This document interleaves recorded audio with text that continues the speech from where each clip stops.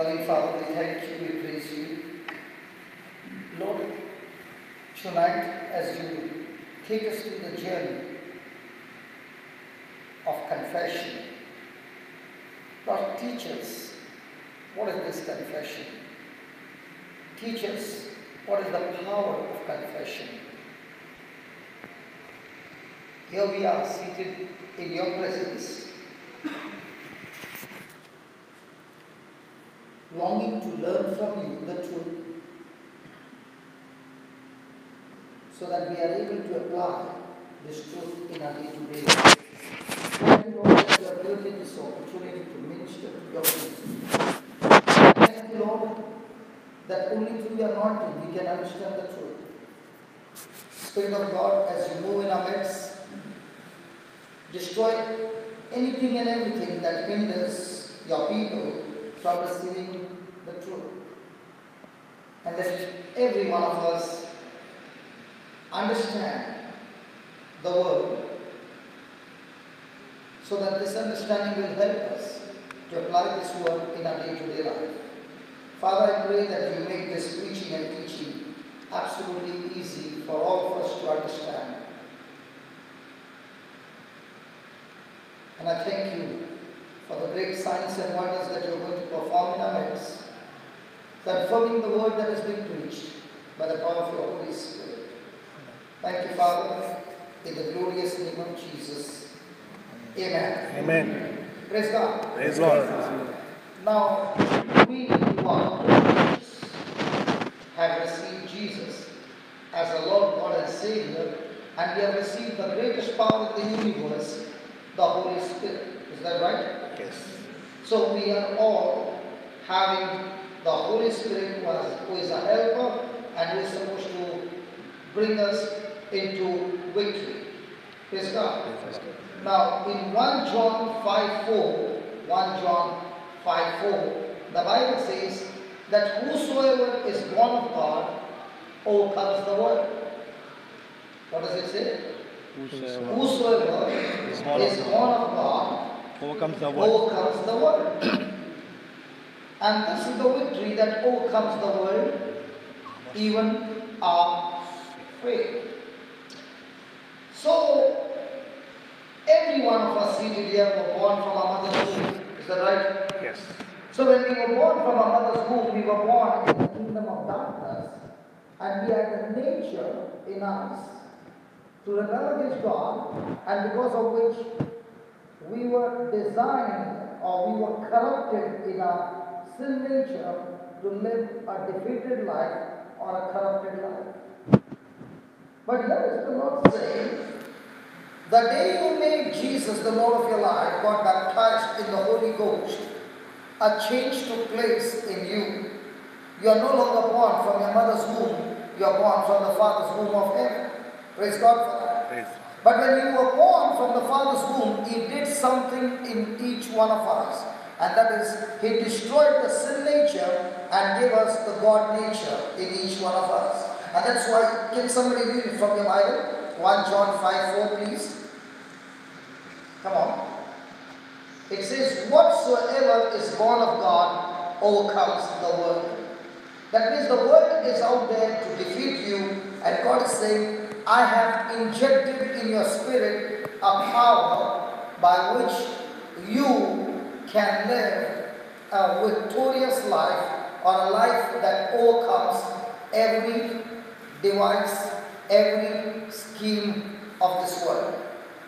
Now, for example, let me give you an example so that you understand. If I take a piece of iron, 1 kg, and I throw it into the water, what happens? You sink. It sinks. But if I take a 10 kg of a wooden block and I throw it into the same water, what happens? It floats. It floats. So in other words, the Lord is saying, take for example, the water is the world. When you were born from your mother's womb, you were destined to fail. You were destined to live a life of defeat. But when now that you are born from the Father and born again, you are destined to win. You are destined to be victorious. You are destined to be a conqueror. That's why the Bible says we are more than conquerors in the name of Jesus.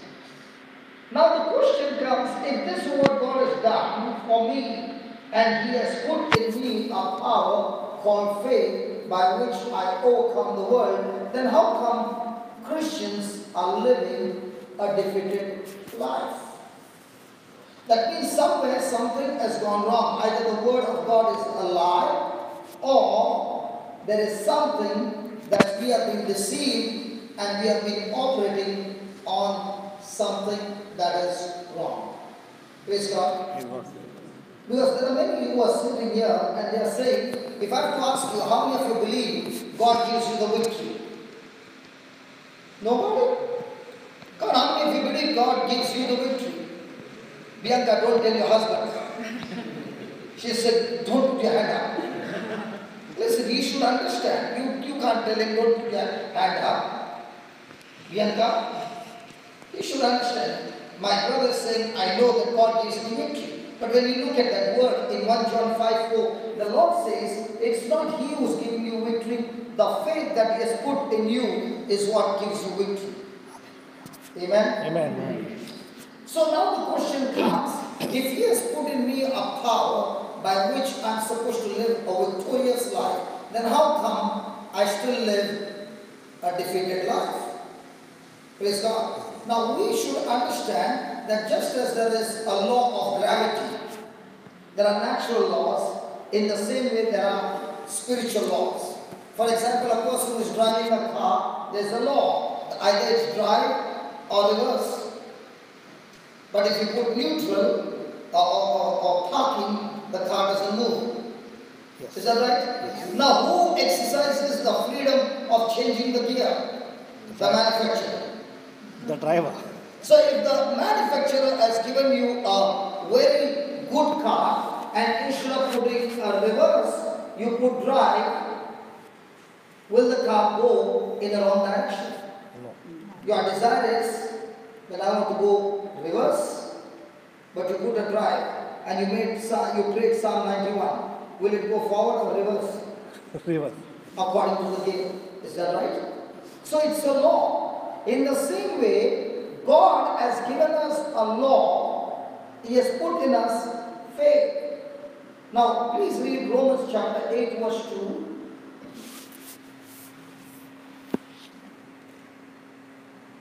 Can somebody read that?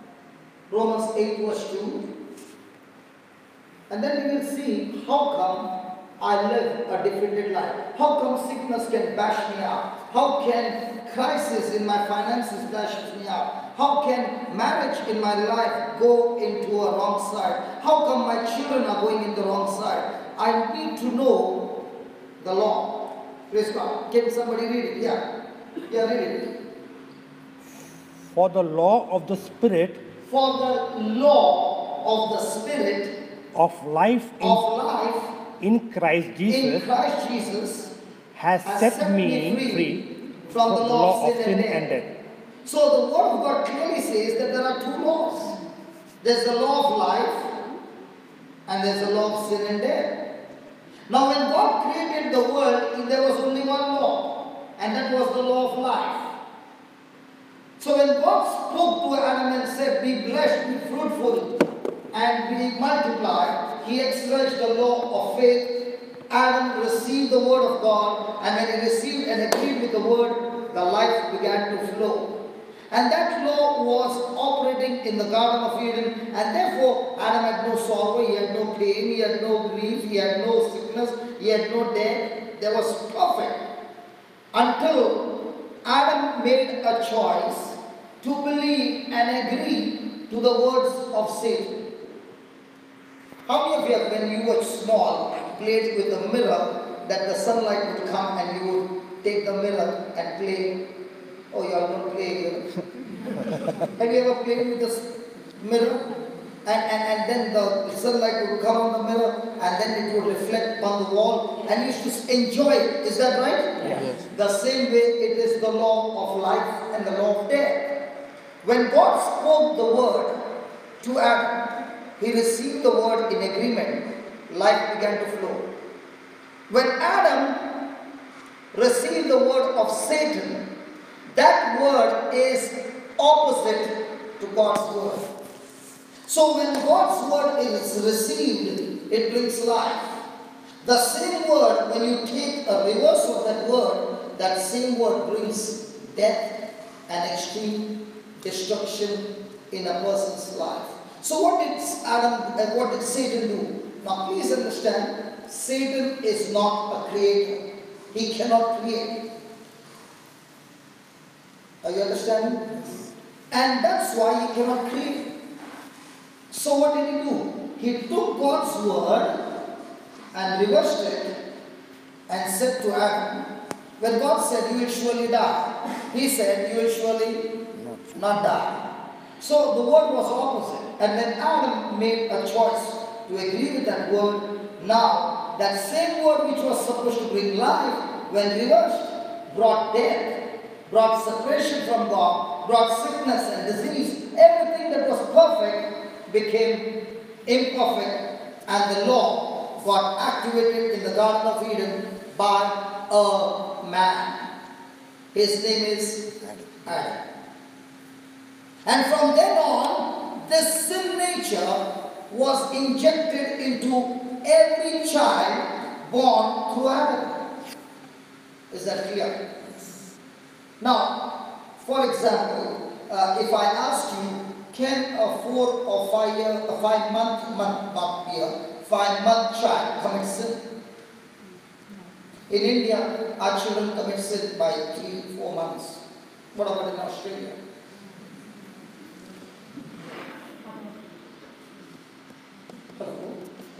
Can a baby of 3 months or 4 months commit sin? Okay, let me give you an example. Can a baby recognize a mother in 4 or 5 months? Yes. Yeah.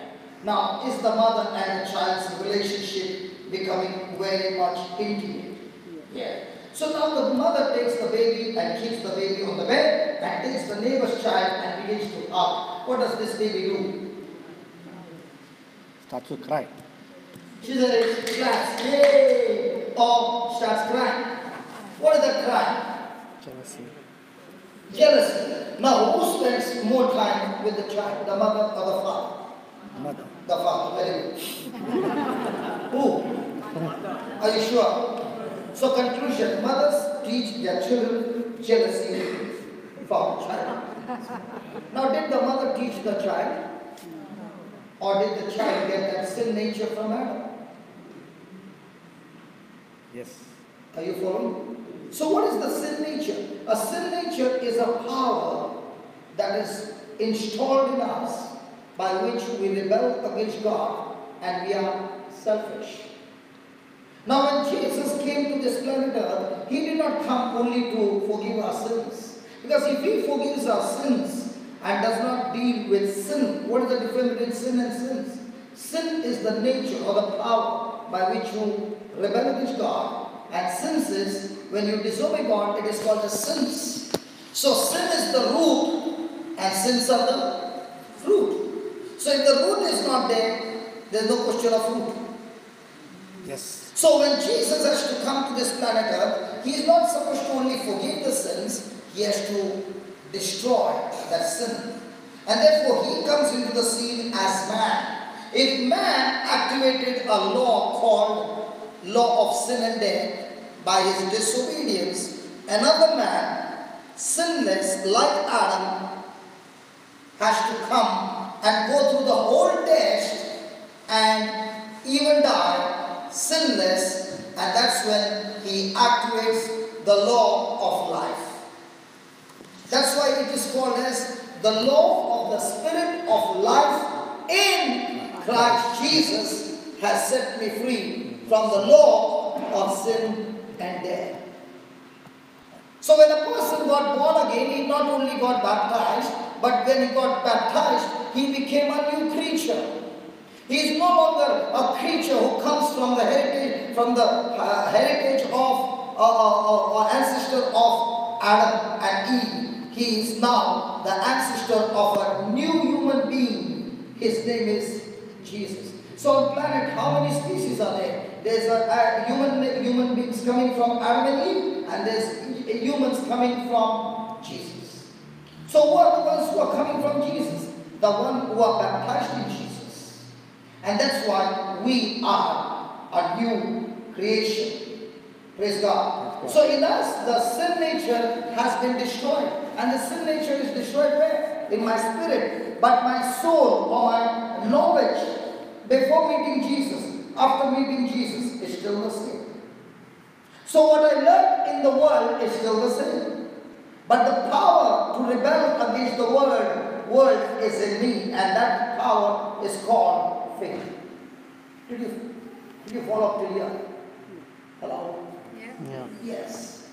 Now, when a person has received Jesus as his Lord, God and Savior and got born again, he is made perfect in his spirit. And that's why the Bible says when the person turns to the Lord, his spirit and God's spirit becomes one spirit. So there is a union of God's spirit and my spirit in my spirit, but my soul is still the same. So what is the journey of a Christian? The journey of a Christian is not to ask and keep asking from God, but to learn what God has deposited in his spirit by renewing his mind. How many of you believe that I saw my face in the mirror today? Nobody? Because I'm clean shaved. Because in my life I have not yet ever seen my own beard with my eyes. I've only seen it with the reflection. Is that right? Yes. So I am taking a razor, looking into the mirror and shaving my beard. So the mirror shows me things that are natural. And the Bible is a mirror that shows me things which are spiritual. So now comes the journey. I read the Bible and there God is speaking to me His word, and now I have to make a choice. Do I believe this mirror which my eyes are saying, or do I believe the mirror which is the word of God? And when a person makes a choice, just as I have bath, I apply soap to get what? The dirt out. In the same way, I use the word of God for what? As a soap to clean my mind.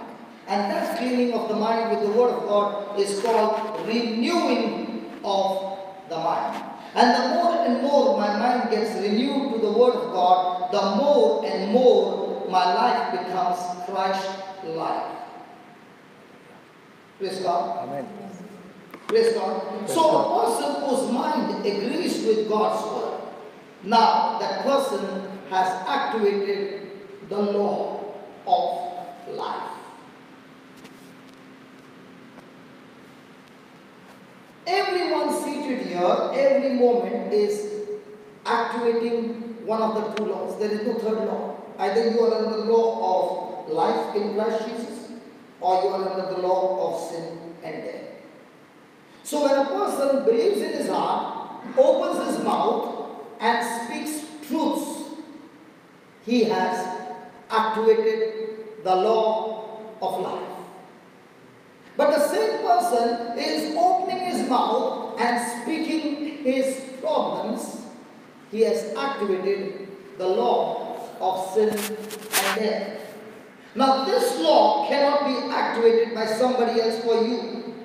This law is activated by your believing and confessing. Praise God. Let's take an example so that you understand the law of life and the law of sin and death. Okay? Let's go to Mark chapter 5. Is it interesting? Do you know when you want to go from here to somewhere, do you follow the right path? Or do you follow any road that comes? The right path. So when you follow the spirit of life in Christ Jesus, will you know your destination? 100%. Because now your destination will not be natural, it will always be supernatural. Your life will be full of signs and wonders. The real challenge of a Christian is not how much I pray. The real challenge of a Christian is how much do I apply the word in my life so that I stay on course, on the life of the Spirit in Christ Jesus. That's why the Bible says, when you walk in the Spirit, you shall not fulfill the lust of the flesh. A person cannot experience freedom from sin until he makes a decision and makes it a lifestyle to walk in the Spirit. The Bible never says, listen to this, the Bible never says, stop walking in the flesh and you will walk in the Spirit. Many people think, if I stop sinning, then I can walk in the Spirit. Absolutely wrong. When you walk in the Spirit means what? Your thinking aligns with God's Word. And the more and more you fight to get your thoughts in line with God's Word, you're walking in the Spirit. And the more you walk in the Spirit, the sin or the sins or the addiction of sins gets destroyed when you operate under the law of life. Tonight we are going to see some healings and miracles. And in this we are going to learn how to walk in the law of life that comes through Jesus Christ. And when a person operates on that, you'll see instantly there are healings. Amen. Amen. Amen. Well, I don't see you excited. Yes. It might be you are saying, let me first see the healing and then I will believe. Praise God. Hallelujah. Hallelujah. Once you understand the gears, can you drive the car? Yes. But if you don't understand the gears and you are putting us on your feeling, how many of you have put your gears based on feelings? I think this time I'm feeling good, so let me put it right here. I'm not feeling that good, so let me go in front. Even if your feelings are extremely bad, but you will see to it that you are putting the right gears. Yes. In the same way, in spite of all the problems going around you, you must be vigilant that you put the right gear of the law of life. Hallelujah. Okay, let's go to Mark chapter 5. Is it an interesting topic? Yes. Oh yeah. You will know whether you are going to live a victorious life or a defeated life. Praise God. Are you ready? Yes. Hello? Are you ready? Yes. Let's go. A certain woman, now this is a story of a woman, not of man. Praise God. A certain woman which had an issue of blood 12 days. Was Mark 5:25. Mark 5:25. A certain woman which had an issue of blood 12 days. 12 years. What's your Bible say? 12 years. Are you sure? Hello, are you sure? Yeah. Okay, 12 years. And she had suffered many things of many physicians, and she had spent all that she had, and was nothing better, but rather Grew worse. Grew worse. grew worse. I was told a woman grows up to what age? Doctor? 75, 80, 90. What age does the body grow? 18. Even at 13? No. At least tell me some age, yeah? 18. We can discuss with the neighbor doctor. 18. 18. And what about the boys? 21. Yeah, say something like this. 21. 21. So boys grow up to 21, girls grow up to 18. But this woman was still growing. She was in a bleeding problem and she was still growing. Hey, this growing is not the physical growth, but this growing is emotional, mental growing. Praise God. Now, was she growing worse or was she growing better? So in our life, every day, when we activate a law, either you will be growing better or worse. Now, why was this woman growing worse?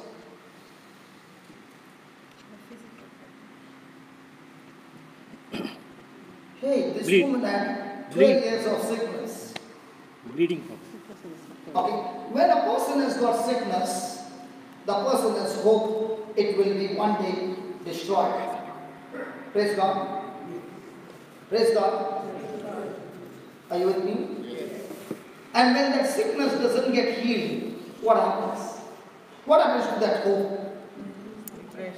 It becomes hopeless, and all that excitement is there that I'm going to fight, I'm going to win, and now instead of getting healed, the person is getting worse. So the person's mind and thinking and words are now going to be focused on the Word of God or sickness. Sickness. Has anybody ever got their mind on sickness anytime, once in your lifetime? Never. Yes. Praise God. Hallelujah. Praise God. Hallelujah. Has anybody ever got their mind on the problems? No. Yes. Praise God. Hallelujah. Has anybody ever got their mind and thinking on their pain and sorrow? Yes. No. Praise God. You're the only one lifting your hand. Always had pain. Hallelujah. So when a person's mind is full of issues of life, is that person going to speak God's word, or is that person going to speak the problem? Problem. So if the person is speaking the problem, has that person activated the law of life or the law of sin and death? Now when the money is gone, has anybody ever had an issue of finances? Oh, you all are from Australia. Your dollar is 50 compared to our one. You see, we give 50 for $1. So you all have got a lot of money. So this, simply I told I picked up this one. Praise God. When a person has got financial crisis and spent all the money on the doctor, the lifetime saving is gone, will that person keep thinking about money? Yes. Yes. Oh, you all don't know. Yes. Come on. So if the person is thinking about money, will that person always think about all the money gone? Yes. Will that person be happy? No. Because now that person doesn't need to lock the door. Nobody can steal. Will that person be depressed? Yes. So she was thinking about the sickness. She was thinking about the money. Doctors, please don't get annoyed with me, okay? Please. See, if I am doing an engineering product, okay, supposing I sell you one product online and the product is not good, you have every right to return and take your money back. Yes. Yes. Is it the same with the doctors? No. You don't get healed, we pay you your money back. No. You don't get annoyed. I'm just giving an example, and you are also on the way to become a doctor. Now, is it possible that the doctor can promise her that these things we have dealt many, we can fix it for you? And must have given the medicine and the medicine and the medicine, and then it did not work. So what do they say now? Probably you got a particular sickness not found till now. You are 1 in a million case. She feels good. Now all those words will hurt her. Yes. Now, secondly, in those days, when a woman has got an issue of blood, she is, according to the law, unclean. So when everybody says unclean and she's been isolated and kept outside, will she have a mind is full of love or irritation? Irritation. So the whole day, according to what she's going through, what law is she confessing? Yes. Bitterness or love? Bitterness. Have you experienced anything, 1% of what is described in the Bible? Yes. So when you have experienced that, what came out of your mouth? Complaint. Praise the Lord. This is my desire to honor you. Is it? No. At that time, do you want to honor Jesus? Or come on, Jesus, heal me? Yes. Yes. Come on. So which law is active? Sin The law of life or the law of sin and death? Sin and death. So every time I'm bitter with somebody, I'm hurt by somebody, I'm offended, I've got unforgiveness, which law did I activate? Sin and death. And if I'm activating on the law of sin and death, what will be the end result of my life? Sin. Death. Miserable. And not just death, brother, it will be a painful, torturous death. Now many will say, but I've not died, I'm still alive. Depression is death. You know why? Because you don't get sleep. And at night you toss this side and that side. You know why I'm saying that? Because I used to be a champ in depression myself. I used to be a psychiatric patient myself. So I've been under that law, and I've been under that law so deep that I lost my memory. I was so deep in that law that I had no control over my emotions, and I would take a knife to chase my wife to kill her. I've been there. And as long as that law was active, my finances were gone, my house was gone, my relationship was gone, everything was extremely, extremely bad, like this woman. Now, let us see, how did she change the law? If she changed the law and she got a healing, you and I can do the same. Yes. Because the Bible is a book of instructions from God where He gives you the secrets of life.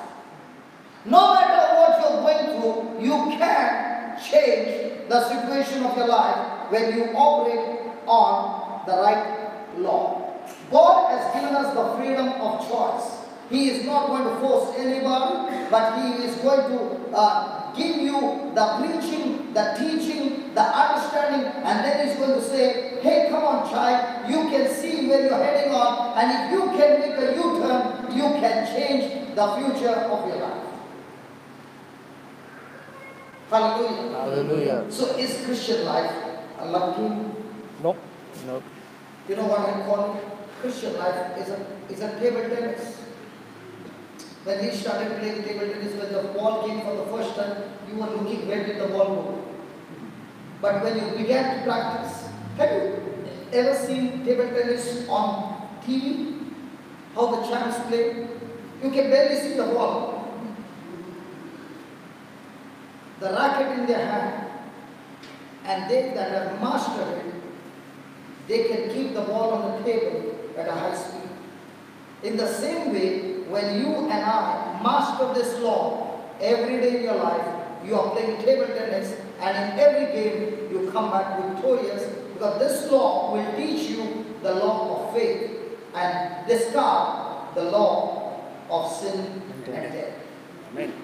It's a strategy. The devil uses a strategy to get you into defeat. And God is saying, I'm going to give you my strategy that you can live, come out of any kind of defeated life and live like a conqueror. Amen? Amen. Can we give the Lord a big hand for that? Praise God. Okay, verse number 27. When she heard of Jesus. Wow. When she heard of when she heard of Jesus. When she heard of Jesus. When she heard of Jesus. Hey, when she heard of Jesus. Now did Jesus come to give life? Yes. Not wife, life. Did Jesus come to give life? Yes. So what is life? Do you have life? Yes. So Jesus came to give you life. So you have life.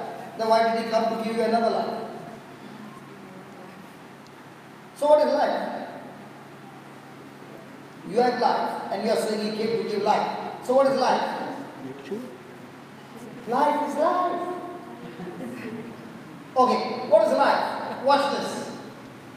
The sum total of my words, the sum total of my thinking, the sum total of my emotions, the sum total of my decisions, the sum total of my actions, the sum total of my dreams and my will, when I put them together, it becomes my life. So if my words are ungodly, what would be my life?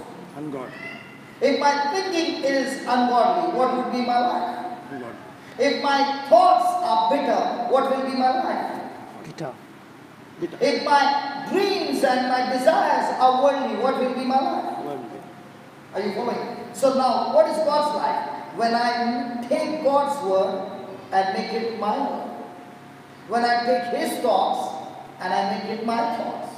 When I take His desire and make it my desire, now I have God's life that He came to give. So when this woman heard of Jesus, so is somebody come with the word of God. Yes. So when the person is speaking words of Jesus, what is the person giving? Life of Jesus. Now she has a choice to receive it or reject it. If she receives it, now she has got an option. Her thinking, her memory, her emotions, and on the other side, the word that has come to her. Which one should I accept?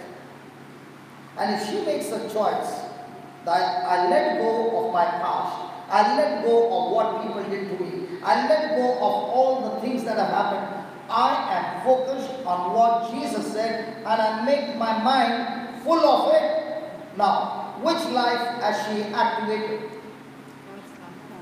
Life. Are you understanding? Yes. So before the miracle can begin, does she need to activate the law? Yes. Now why do you think all the time when Jesus went everywhere, he was preaching and teaching? He was preaching and teaching so that people who paid attention to him and renewed their mind and agreed with him, they themselves activated the law. And when they activated the law, that activation of the law brought healing, signs and wonders. Let's take for example, how many of you believe Jesus is powerful? Everybody. Yeah. Now, how many of you believe that nothing was impossible to Jesus? Yes. But how come he could not heal in Nazareth? Unbelief. So was there a problem with Jesus, or was there a problem of the negative law activated by the people? Negative law activated. See, when he was preaching and teaching, there was one person talking to the other. Isn't he Mary's son? He used to play marbles. Yes. Isn't he the carpenter's son, man? And I can see his cousins. What is he talking about? Were they attentively listening to what he was saying, or were they listening to some other voices? So is there a possibility of a person to sit in the church and keep listening to the voice of a stranger? Yes. So if a person is listening to the voice of the stranger, has that person come to church and activated the law of life? No. No. But if the person is attentively listening to the words of Jesus, is the law of life ready to be activated? Yes. But when he's listening to the voice of Jesus, will the voice of the bad report also talk? Yes. Cancer, you got cancer. And Jesus is saying, listen child, by my wounds I've destroyed cancer for you. Now which one is the person receiving? This woman, when she heard of Jesus, are you understanding? Yes. Good. So this woman, when she heard of Jesus, she came in the press behind and touched his garment. Hey, this cannot be true. And I can prove. Can I get a strong lady? Anybody who is a strong lady? Out of you, can somebody stand who is strong? That means you all believe you are weak. And the Bible says, let the weak say, I'm strong. Come on, any strong lady?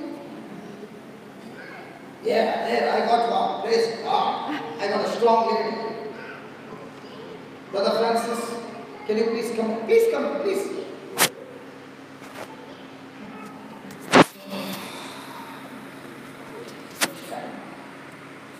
Brother Vincent, can you please come? Oh, sorry. Your name is Vincent. Austin. Wrong calling. He's not even looking. Brother, you please stand here. So she's the strong lady. And the Bible says, let me read it again. She came in the press behind and touched his garment.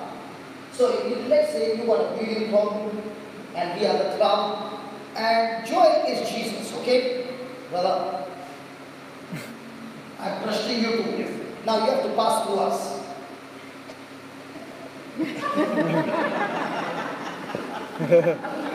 You got a strong white man.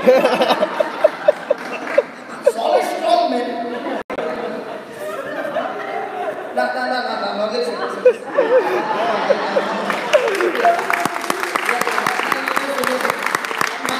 reason of demonstration is for a was strong as well? With 12 years of bleeding? No. Come on. No. And we are just three. A crowd, I want you to imagine. Why I brought her out is for you to visualize. It's not easy. Because everybody has come for their own healing. And do you think they will allow her to pass through?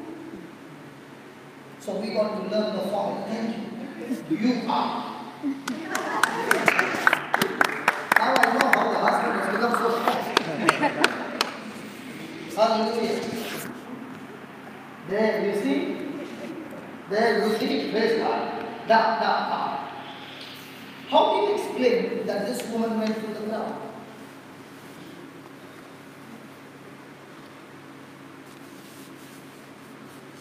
How do you explain that this person went through the crowd? I'll give you the formula. Are you ready? Yes. Open to Mark chapter 4, 26, the formula. How did this woman go through the crowd? Can somebody read? Mark 4, 26. Yeah, Brother Gerard, you can read. 4:26.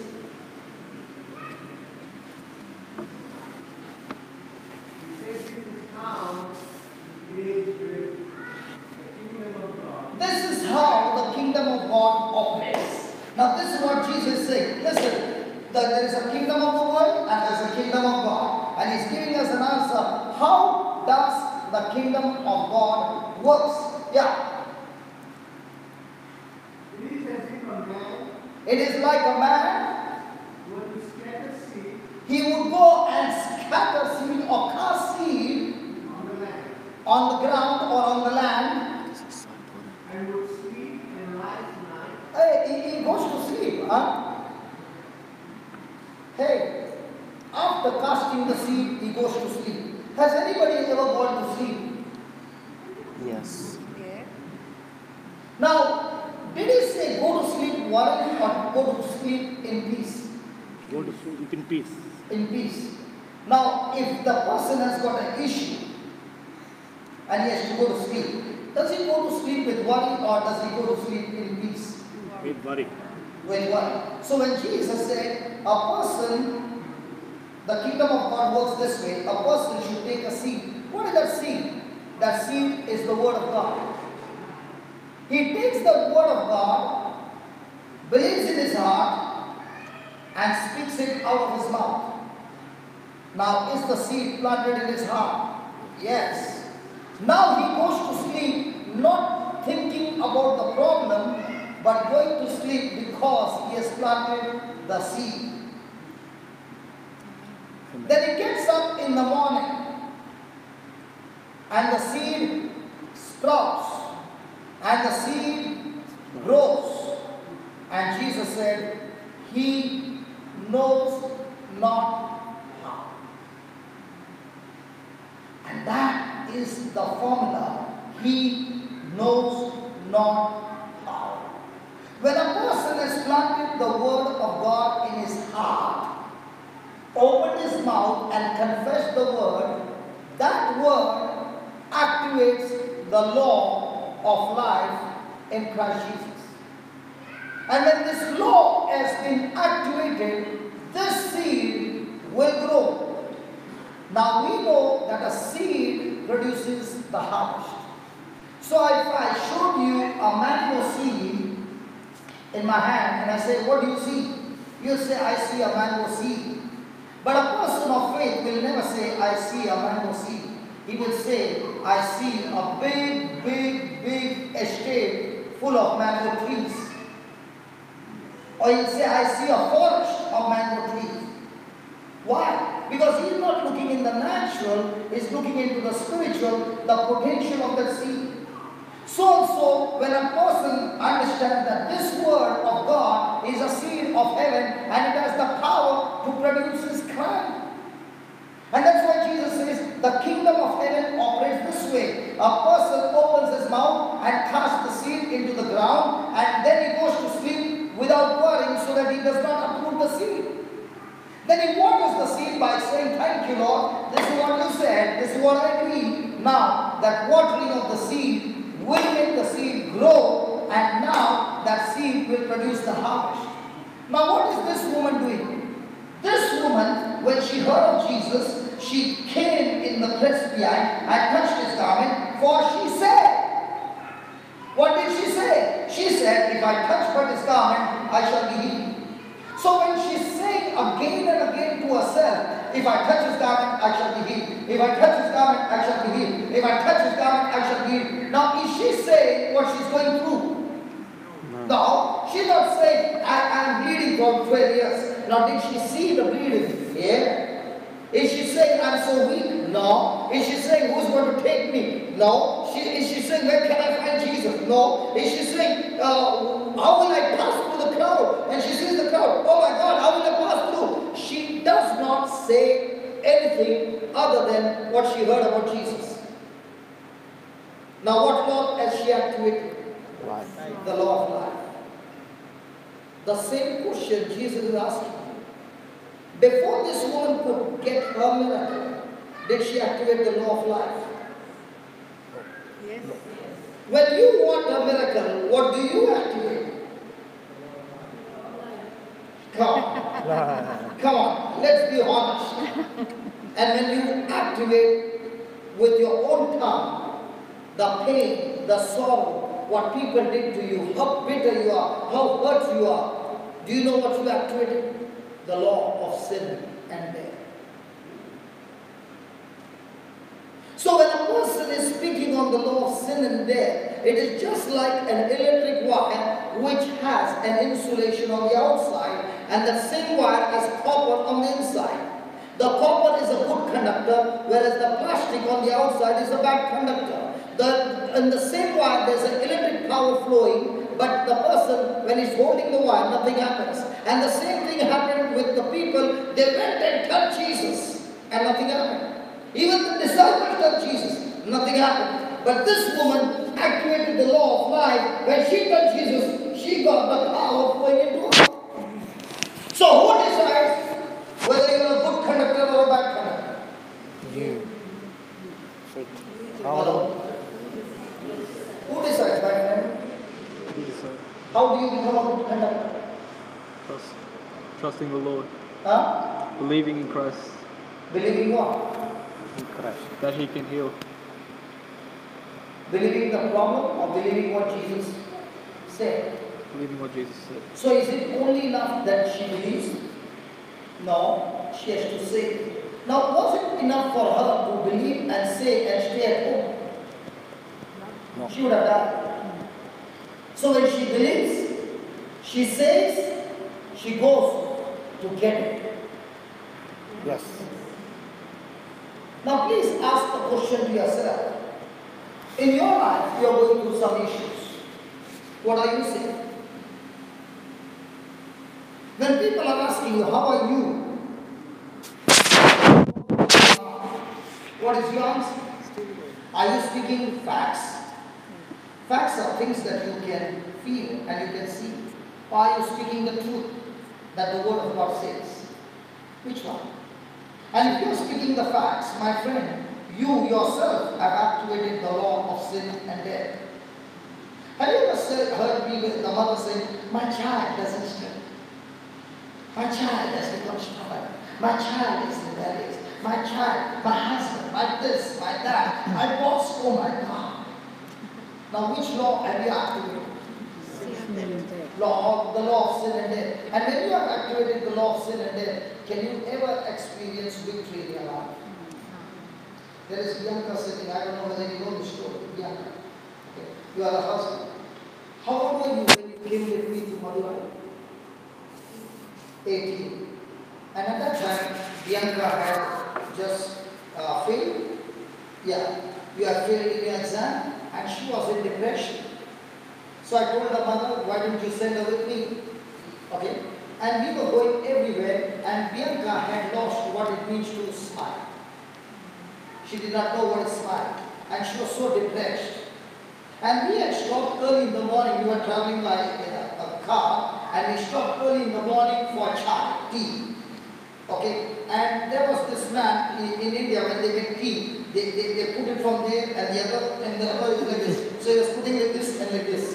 Okay, so when he was doing that, there was this brother, one of our brother, his name is Ian. He's a big man with a big stomach. So he asked Bianca. So I don't know whether she saw him as Humpty Dumpty. And she began to laugh and laugh and laugh and laugh. And we saw Bianca laughing for the first time. Okay? And then she laughed and laughed and laughed. That day was the day of her deliverance. And she was out of depression. Now she began to hear the word of God. And then she went back home. And from then on, a journey began, the journey of faith. I remember, do you remember we took around the hospital in Bangalore? Yeah, we were walking around and around and around that evening. Bianca, then one day she told me, you know brother, I've been speaking the faith that you have been teaching. I want to go to Australia, and you know that dad and mom doesn't have the money. And I said, if dad and mom doesn't have the money, whose baby are you? She said, I'm the baby of heaven, of my father. So I said, why don't you talk to him and speak to him the law of faith? And talk to him and say, Lord, everything that you're saying to me, I'm going to do it in Jesus' name. And open your mouth and say, Lord, thank you for paying my fees. Thank you, Lord, for making the way. And thank you, and thank you, and thank you. And one fine day she calls me and she says, okay, brother, I am on my journey to Australia. Is that true? Now, she had studied something, and she comes here and she's trying to find a job. And she says, brother, what do I do? The same law. And today when I came to meet her, she said, what have you done in Bangalore? In Bangalore, what studies? Is it arts?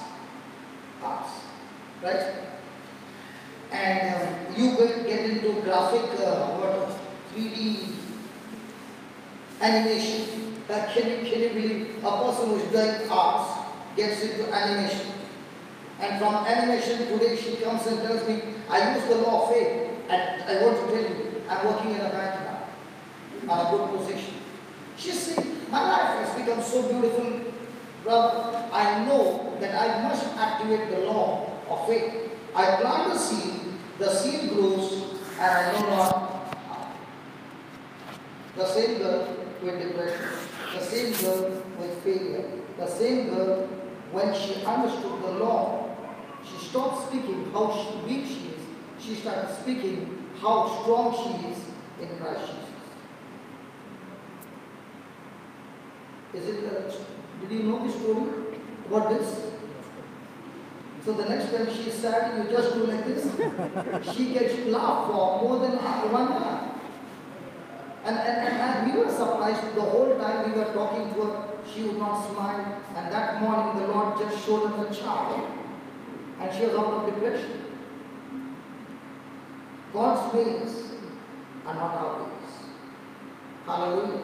So when I see these soldiers, they look very soft. And when you talk to her, it looks very soft. But you don't know deep inside the kind of war that they won. And they've got big batches all around. Even the devil, before messing with them, he thinks twice because he has got good shots on the return. And the more he comes and troubles, praise God, a person who knows the law of faith, he begins to trouble his trouble. So if somebody asks, what are you doing? I trouble my trouble.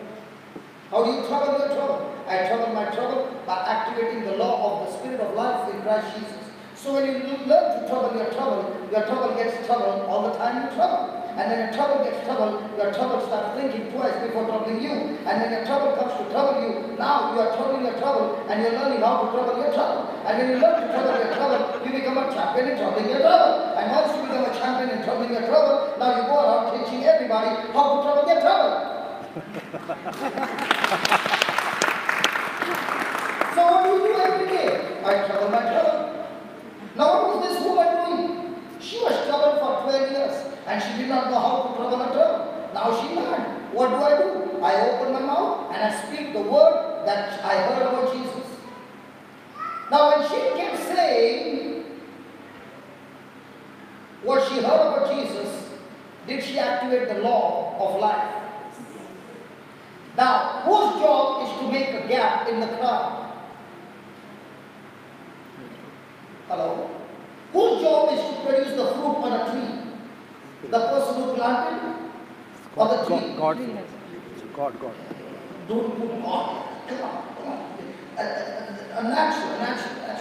You planted a mango, okay? It sprouted, you watered it, you protected the tree, you put the manure, you did all that. Now, who is going to bring the mangoes on the tree? The tree. Because that seed has the potential to produce the harvest. Right? In the same way, when she planted the seed, if I touch his garment, I shall be healed. Now is the tree growing? Yeah. Now whose job is to go and get connected? The seed's job is to make a gap and take her to the destination when she touches Jesus. That's why he said, look at that. The kingdom of heaven is like this. It is as if a man should scatter the seed and then go to sleep and rise up, and the seed sprouts even when he's sleeping. The seed is growing even when he's awake. And when it is growing, he doesn't know how it grows. In the same way, the person doesn't know how I'm going to reach my destination, but I do know that the destination is guaranteed. Amen. Like Joseph had a dream. Now, did he have the seed? Yeah. Was he all the time talking about his seed? Yes. Yeah. Now, did he have oppositions? Yes. Yeah. Extreme? Yes. Yeah. Did he suffer? Yes. But did he change his words? No. He kept saying, this is the dream. This is what God has promised me. This is what God has promised me. And when he kept saying and kept believing, did that seed take him to the kingdom? Now, did that seed give him the wisdom to interpret the dream? Yes. Did the seed give him the wisdom when the dream was a bad news? He told the king, you can store the crop and sell it in those 7 years when it is a bad news. When the king saw he can turn the bad news into a good news, he said, I will make you a governor. So when you have a seed of God, the seed of God will give you wisdom of God, and when you get the wisdom of God, your problems are solved. I thought by now you would have been excited, man. You're like, oh yeah. You know the problem with us is, brother, can you lay hands on me and get me healed? When a person is laying hands on you and getting you healed, do you know what is that? A jump start. Do you know what's a jump start? The preacher gave a charge to you by which you got your engine started. But after that, if you don't activate the law of faith or the law of life in Christ Jesus, you will open your mouth and speak those things again of worry and fear and get back into a mess. Amen. So is Christian life a life of strategy? Yes. A life of kingdom principles? Yes. Kingdom system? Yes. So if you are working on Mac, can you install a software of Windows? No. On Mac? No. If you got Windows, can you install a software of Mac on Windows? No. Because they both are different systems. So please install the software of the heavenly kingdom, the word of God in your system. It works beautifully. Praise God. Praise God. Can you write down the points that we learned?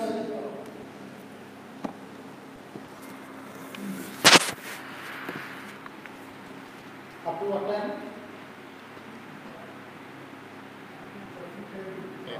Only 10 minutes more? Up to 10 o'clock. Write down. Many Christians who have been defeated in life, many Christians who have been defeated in life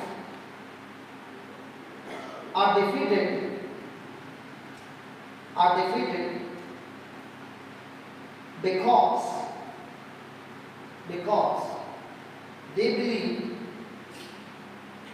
because they believe and confess the wrong thing.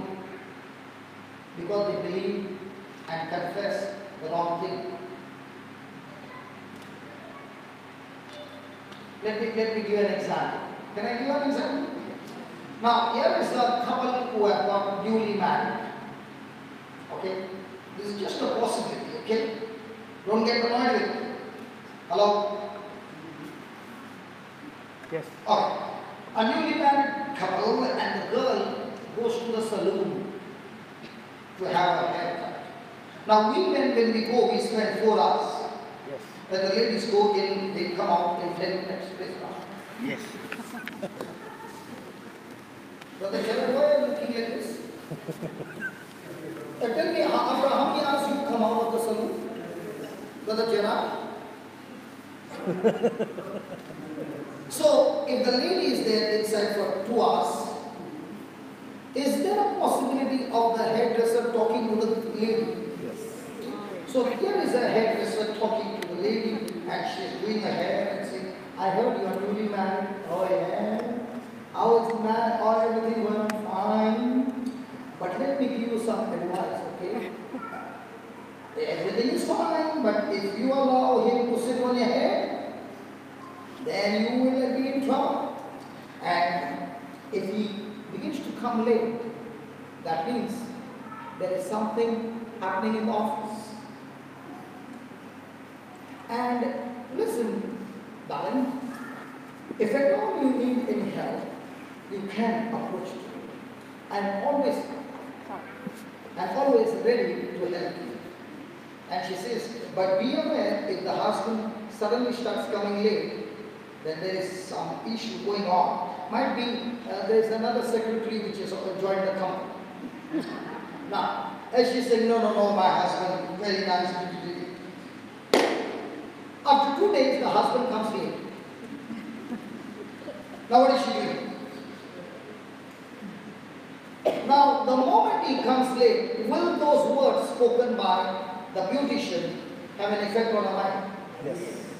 So now when she's talking to the husband, every day she would go and hug him and kiss him. Now she's talking.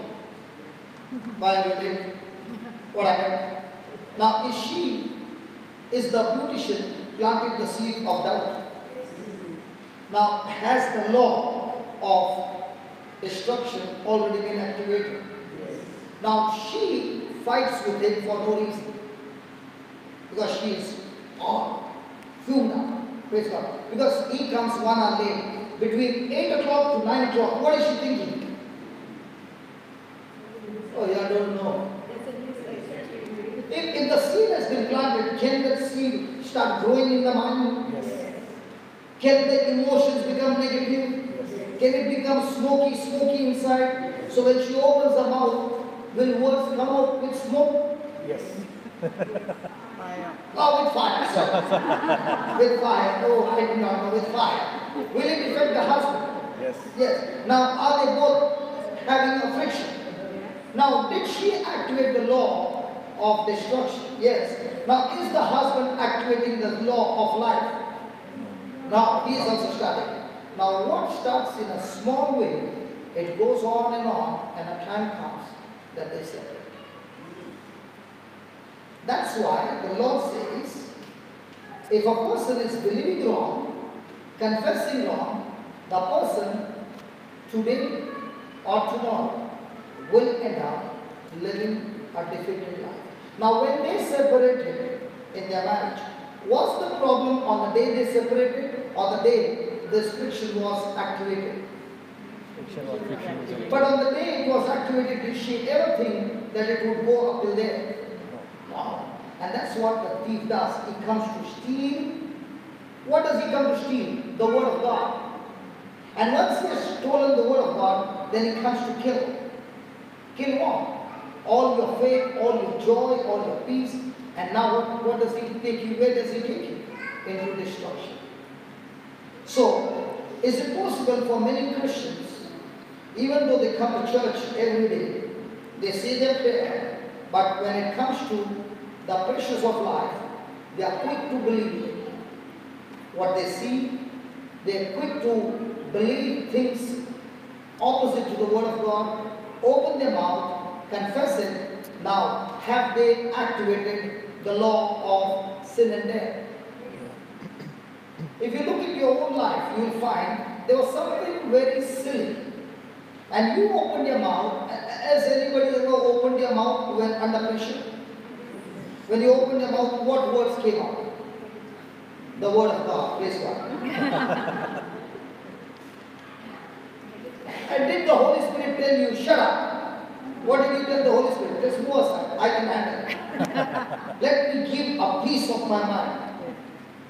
And you came back in pieces. Because I used to do that. I used to be extremely angry and I used to get into physical. But I learned that all that only destroyed my life. Then, therefore, we must understand the law of confession. The law of confession. Now what's confession? Speaking. Are they Roman Catholics? Speak as it is. Hello? What is confession? Speak as it is. Huh? Speak as it is. Confession means to speak as it is. So if I go for the word confession means to speak as it is. So when I go for confession of my sin, I speak as it has happened. If I dilute the story, is it a confession? No. So just as there is a confession of sin, there is also the confession of the word. Now, which word are you confessing? Are you confessing the word of God, which is a seed of heaven? Or are you confessing your problem, which is a seed of destruction? Therefore, we must understand the law of confession. We have been given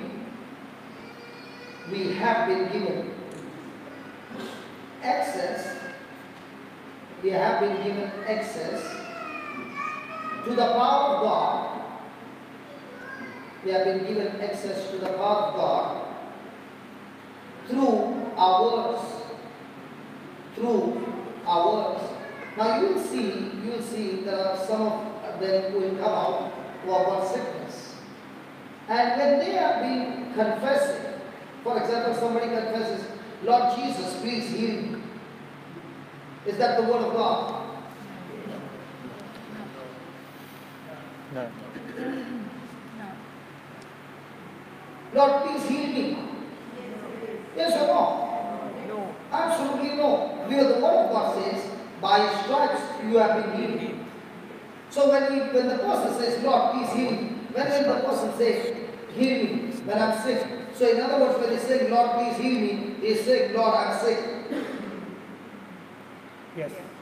But the same person says, Lord, I thank you, according to your word, I am completely healed by your wounds.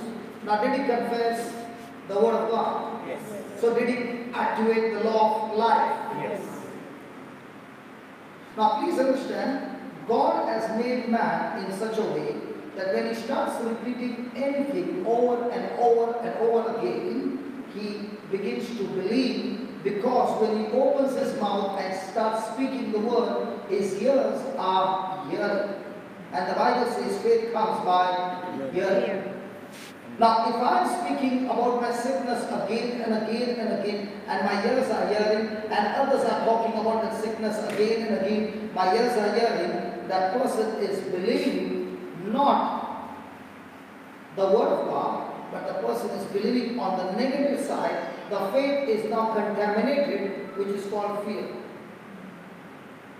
I'll give a testimony, and I love to give this testimony because it's amazing. This man was suffering from cancer. He was right down the bottom of India, which is called as Kanyakumari, there, a place called Tutukudu. And this person was dying in the hospital, and the doctor had said it's a matter of just a week, because he was suffering from cancer, the bone cancer, and the cancer had eaten up his bone in the skull. So the skull had a hole that a coin could go in. Now in this condition, the doctor said, we cannot do anything, but what we will try is give you the last chemo, which is going to be extremely powerful and your body will not be able to handle it, so you will not be able to eat food. So we will give you food through a syringe. And after the chemo is over, you will be passing blood through your stool, blood through your urine, and you might even vomit blood. And this man said, I am ready for it, because anyway, I am going to die. During that time, when he was in the hospital taking his chemo, somebody sent him on WhatsApp a link of what I was preaching on the YouTube.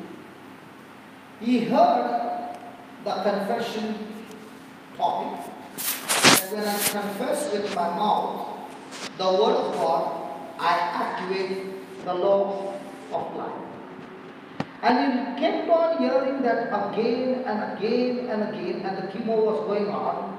And he said, if this law is right, let me open my mouth and say to myself, in the name of Jesus, I'm strong. In the name of Jesus, I'm healthy. In the name of Jesus, I'm set free. In the name of Jesus, I'm powerful. In the name of Jesus, I'm blessed. And he kept saying it for 2 hours continuously. Now the chemo was over, and he had ordered food from home, and they told him you will not be able to eat food, and he ate his food without any problem. He went to pass stools, there was no blood. He went for urine, there was no blood. He had seen something for the first time, a change. He began to speak for 8 to 10 hours the same words. After 2 days from the hospital, he got a discharge, and he drew 1,600 kilometers right from the bottom to Goa to come and meet me. And when he came to meet me, he told me this is what had happened. And he came to listen to the word of God for the next 10 days. After sitting there, and when you were praying, I said, listen, the Bible says in Mark 16, even if you pick serpents or drink any deadly poison, it shall not hurt you. So that means, according to the word of God, the chemo, which is poison to your body, which has destroyed even the good cells, according to the word of God, this poison has no power over you. So in the name of Jesus, the chemo which had a bad effect on your body, right now I speak, there is going to be no more bad effect on the body in the name of Jesus. According to Mark chapter 16 verse 18. He began to say this word about 6 hours a day. After 1 week, he saw a miracle. For the first time, he saw hair coming all over his body. Now he said, I understand this law. All I have to do is believe in my heart, speak it out of my mouth, and not change my belief and change my words. And if I can keep this law active, this law will go and destroy the cancer. After 6 months, he came back to show me, and he said, look, the hole is filled up. Look at my ear, it's real. If you want, you can pull out. And there is no trace of cancer in my body. It is completely uprooted by only these words. In the name of Jesus, I'm strong. In the name of Jesus, I'm healthy. In the name of Jesus, I'm set free. In the name of Jesus, I'm blessed. In the name of Jesus, I am powerful. Praise God. Now, did he activate the law of life like this woman? She kept saying to herself, if I touch his garment, I shall be healed. There's a priest in Bombay, his name is Father Sequeira. Whenever he hears people have got cancer, he gets excited. Because he says, I do not want to have any funeral in my parish. You know what he says? And when a person has got cancer in his parish, he calls the patient with this story, makes them sit, and he sits with them, and for more than 5 hours they are only speaking scriptures till they destroy the cancer completely. And he said, I can give you so many testimonies that when the law of confession of faith has been activated, you can destroy every work of sin. Now you check in your life, when you are opening your mouth and speaking your faith, how many times do you speak your faith? Somebody has got a problem that he doesn't have a job. How many times does he say, I'm jobless? Somebody has got a crisis in the marriage. How many times do you say, my marriage is going for a ride? When you see your children going on the outside line, how many times do you say, my children are going out of line? My friend, the devil wants you to open your mouth and confess your feelings. A snake is very powerful when it's on the ground. But the same snake, when the eagle lifts it from the ground, the snake has no power. In the same way, as long as you are speaking the words that Satan wants you to give you, exactly what he did in the Garden of Eden, and Adam received that word, believed that word, spoke that word, and he lost the Garden of Eden. The same way, the technique of the devil is still the same. He operates with the same law. And when Jesus walked into this planet Earth, the devil tempted him in the same way. But every time the devil spoke to him something to trick him, Jesus opened his mouth and said, it is written. He always spoke to the devil, it is written. And as long as Jesus said, it is written, the Bible says the devil flee from him. He ran away from him. In the same way, when you open your mouth and speak the word of faith, your sickness, your disease, your problems will run away from you. So is it going to take labor? Oh yeah. But is this labor going to be fruitful? Extremely fruitful. And once you learn this technique, now every day, is trouble going to trouble you, or you're going to trouble the trouble? Just check your life. If you're opening your mouth and speaking your fear, trouble is bashing you up in every area of your life. Just take a pause and think. And if today you make a decision, Lord, please help me to keep this law active, the spirit of life in Christ Jesus. Teach me, Lord, to speak your word. When you get that small book, now let me tell you, that book is not a prayer book. There are no prayers in that book. That book is not a prayer book. That book is only scriptures. It teaches you to open your mouth and speak the truth. And when you learn to speak the truth day and night, you have activated the law of life in Christ. Amen. Is it possible for a person when he gets up in the morning, he speaks that word out of that book, and then when somebody says, how are you? He begins to open his mouth and speaks exactly opposite. He speaks his feelings. He speaks what he sees, what he feels, what he hears. He speaks the facts. Now the moment the person has spoken those facts, when will they get deactivated? When the same person repents and now confesses the truth. Now let's take for example the law. Now did this woman go through the crowd? Yeah. Did she touch him? Yes. Did the power flow through her body? Yes. Did that power heal him? Yes. Now let's look at Jesus. When Jesus saw a blind man, did he see with his eyes? Yes. What did he speak to the blind man? You are blind? Or did he say receive sight? Receive sight. Receive sight. If he had to say you are blind, what does that mean? Did he activate the law of life or did he activate the law of death? When he saw a paralytic man, did he say you are suffering from paralysis or did he say pick up your mat, rise up and walk? Pick up your mat. When he saw a leper, did he say you are suffering from leprosy, or did he say be made clean? So every time you find Jesus, he saw something, but he killed it by opening his mouth and speaking his faith. Let's take, for example, the apostles. Peter and John went to the temple and they saw a man crippled by birth. What did they say? Hey, you are crippled by birth? Or did they say, in the name of Jesus, rise up and walk? In the name of Jesus. Or did they say, in the name of Jesus, Father, I ask you, please heal him? What do?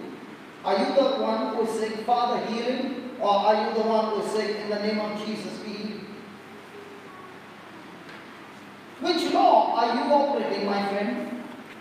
Because nowhere in the Bible, after Jesus' resurrection, it is recorded that the church went and prayed for the sick. They went and healed the sick. Because they know how to activate the law of confession of faith. Even now somebody might say, but it is recorded in the book of James, chapter 5. If there is anybody sick among you, call the elders, and they will anoint the sick with oil. But then it says, the prayer of faith will heal the person. What is the prayer of faith? The prayer of faith is the confession of God's promise. Amen? Amen. Is it making sense? Yes. Now, you must ask your question to yourself. Which law is active in your life? Tonight, before you go to sleep, talk to God and tell the Lord, Lord, there are so many laws that I have activated by speaking the negative word. Tonight, Lord, before I go to sleep, in the name of Jesus, I want every such law to be deactivated and destroyed from the root. So, Father, in the name of Jesus, cancel every word that I've activated knowingly, unknowingly, against myself, my family, others. Lord, please destroy it in the name of Jesus, I pray. And I believe, Lord, it is nullified, destroyed, and made powerless against myself, my family, and others as well, in the name of Jesus. Can we give the Lord a big hand for that? That's why you will find in the Bible, this law is active right from the book of Genesis. God saw the darkness, but he never said there is darkness. He said, let there be light. You see the heroes in the Bible, when they saw a problem, they never opened their mouth and spoke that. They asked God, and God made them open their mouth and speak by faith, and then things were manifested. Amen? Amen. So, right now we have been given the access to the power of God through our words. Do you write that? Through our words. Did you write that? We have been given access to the power of God through our words, which are weapons against the enemy. Which are weapons against the enemy. So what's the weapon that you are carrying? Hey, what's the weapon against the enemy? Word of God. The word of God in your heart and coming out of your mouth is your weapon. Okay, I'll share with you this history. In my house, all of a sudden, there were some rats that came. Because I stay on the first floor, there's a grocery shop down. The rats would eat there and they would come to sleep in my house. And one day, the rat made a biggest blunder of his life. That night, when we were sleeping, he jumped on my wife's body. Never mess with a wife. And she got so annoyed with the rat, and she got annoyed with me. And she said, what kind of a husband you are that you can't even hunt a rat? Now, I'm not scared of that, but in Bombay, our houses are not like the big houses that you have. They're small. And our houses are filled with furniture. So when he comes out from there, he goes somewhere else. And I can't put my hand in. So I tried and it did not work. So I said, Lord, she's already annoyed. Please give me wisdom. So early morning we were sitting on the sofa and I caught her hand and I said, let's kill the rat. So I said, Lord, you said, according to Psalm 91, no pest or pestilence shall come near your dwelling. Did he say that? And then you said, I can speak to the mountain. Be uprooted. So I said, in the name of Jesus, I'm talking to all you rats, get out of my house in Jesus' name. And I thank you, Lord. You said, according to Mark 11:24, believe that you have received it. So I thank you, Lord. All the rats are gone in Jesus' name. Amen. And when I opened my eyes, she said these words. She said, Johnson, I'm not telling you lie. My eyes were open at that very moment. And I saw a rat by the window. This rat from outside came inside. Now what did I pray? For the rats to go out. But she said she saw a rat coming from outside inside. God gave me wisdom so quickly, and I said, do you know what happened? The uncle of these rats heard what I said. And he heard that I gave them one day to empty the house. So he came and told his nephew and niece and all of them, listen, don't mess with him. He has cursed you, you will die. So he has come to take them out of this house to somewhere else. Did I deactivate my faith? No. I still stuck to that faith. After 2 days, there were no rats. The husband, the wife, and the 2 daughters lived happily thereafter. Now, I shared this testimony in one of the preaching, which is in a CD called Soul in the Seed. And this CD, a person happened to send it to a brother who is in the US. And this brother he used to work as a cashier. And he began to listen to the CD day and night, 3 months. And one day he told his wife, listen, if you can get the rats out, we can get the cockroaches out. So he said, I'm going to do something different from it. I'm going to say all the cockroaches are dead. They are not going out of the house, but they are all dead inside this house in Jesus' name. And he and his wife made the prayer and they went to sleep. The next morning when he got up, the cockroaches were dead. Now, listen what happened. On the 24th of December, at around 11:30 at night, he was a cashier in the shop. 3 people came with a mask and demanded for money. Now Brian began to say, in the name of Jesus, you have no power over me and you cannot shoot me.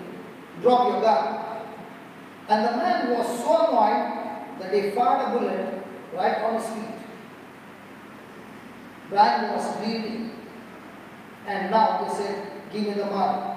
He said, no way you get the money. I'm in charge over here in the name of Jesus. And he kept saying, Jesus loves you. You got to repent. You got to submit. And as he began to say, one of them put a gun on his head. And the other person said, shoot him, shoot him. And he could not shoot. So he pushed that fellow, and the other fellow came and fired him right on his head. The bullet went from his skull, came out of the jaw. And Brian was bleeding. And they ran away from that place. Now, Brian began to crawl to the phone, and that's the time a customer came and he called 911 and the ambulance came, and it was on the TV news. The lady constable saying, I do not understand how is this man still alive. Because this bullet has gone through his skull, the skull should have burst, but it's gone like a hole and come out on the other side, and this man is still breathing. Now Brian is put in the hospital. His brother used to be a drug addict who happened to come to our ministry, and now he was a strong warrior in the world. When he came to know what had happened, he went to the hospital to meet Brian. Now he began to tell Brian, Brian, listen, you know how faith works. We got to open our mouth and speak faith. Listen, you are not going to die. In 7 days, you are getting out of this hospital, completely healed. Did you understand? In 7 days, you are getting out of this hospital, completely healed. I'm going to do the prayer. I want you to agree with me. Brian said, I do believe. I do believe. And now, the jaws were fractured. So they operated him, And now they wanted he is alive, but the doctor did not know what part of his body was gone because the bullet had gone through. So the next day they wanted to operate his jaw, and they found the jaw was miraculously healed. On the 7th day, Brian walked out of the hospital healed. And when I got a chance to talk to Brian, I asked him, Brian, how come you could face the bullet? He said, brother, if that word could get the rat out, if that word could get the cockroach dead, that word can stop the bullet from having power over me, because the word has power over me, and the word brings life. Amen. Today, Brian goes from place to place preaching the word of God. He speaks the law of confession. And I asked him, how come you were so strong? He said, brother, day and night I was listening to the CD. That CD began to teach me spiritual laws. And I began to realize, as long as I put that law in action, nothing can touch me. I live an undefeated life. If you look at Jesus, you cannot find Jesus anywhere speaking his spirit. You find him all the time. Even when he's at the cross, he's still speaking faith. He's still speaking forgiveness. He's still speaking love. And that's why he's victorious. In the same way, when you are going through any crisis, the challenge is, am I still going to believe in the word of God? And this confession of God's word is a powerful weapon against the enemy. Amen? Amen. Write down, Satan is applying pressure. Satan is applying pressure to get us to quit in this last days. Satan is applying pressure to get us to quit in this last days. However, we do not have to allow. However, we do not have to allow hard times. However, we do not have to allow hard times, oppression to defeat us. So if a person is living defeated life, what's the reason? He has allowed outside pressure to have a hold on his mind and become a stronghold that now speaks words that contradicts God's word. The moment he has done that, he's believed that, he himself has activated the law of sin and death and is walking into depression, oppression, suicidal, and live a defeated life. Right now, we can use the word of God. We can use the word of God as a weapon. Underline that word, as a weapon. As a weapon against the enemy. Against the enemy and win. So is it possible for a person to study the word of God to get some knowledge of the word? Yeah. But does that mean he is going to use that knowledge under pressure? Does knowledge save you? Oh no. But knowledge applied will surely save you.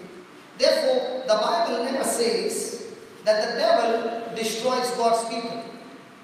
The Bible says, my people are destroyed because of their own ignorance, because of their lack of knowledge, because of the wrong teaching, because of the wrong application. But nowhere given that the devil destroys God's people. So in your life, if you are going through any area where Satan is having a hold on you, you must get into the Bible, find the relevant scriptures, open your mouth and start speaking it over and over again, and believe when you are speaking those words, you have activated the law of the Spirit of life in Christ Jesus. And God says, my word that goes forth shall never come back empty. It shall accomplish the purpose for which it has been sent forth. So my friend, are you like David, who had a sling and 5 stones, and he could kill Goliath? That sling is your tongue, and the stone is the word of God. And when you use your sling every day, and out of your sling comes the word of God, Satan thinks twice before coming anywhere close to you.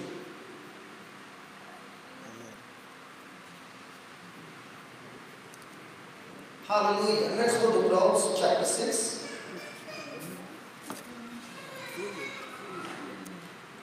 Proverbs chapter 6 verse 2. Proverbs chapter 6 verse 2. Thou art snared. Say that, snared. What's the meaning of the word snared? A trap. Now, is that trap known by the victim, or is it a trap which the victim doesn't know? Victim does not know.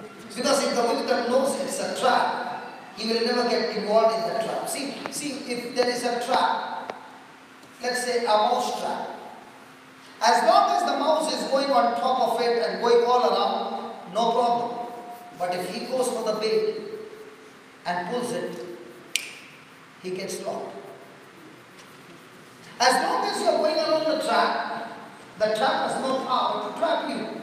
But the moment you get involved with the trap, now you are finished. So the Lord is giving us the trap that devil uses to trap God's people. Thou art snared with the words of your mouth. So where's the trap? In the mouth. Yes. So what is the devil going to do to get you trapped?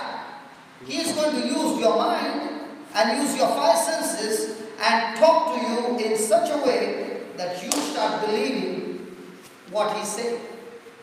And when you start believing what he's saying, you start rejecting what God has promised you. And when it has come out of your mouth, you are under Satan's trap. Now, he will finish you. But he will finish you a torturous, miserable death.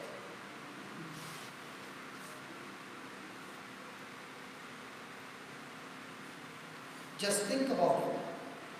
Under pressure, what words come out of your mouth? It's a trap. Thou art taken with the words of your mouth. So write down. The words that we speak,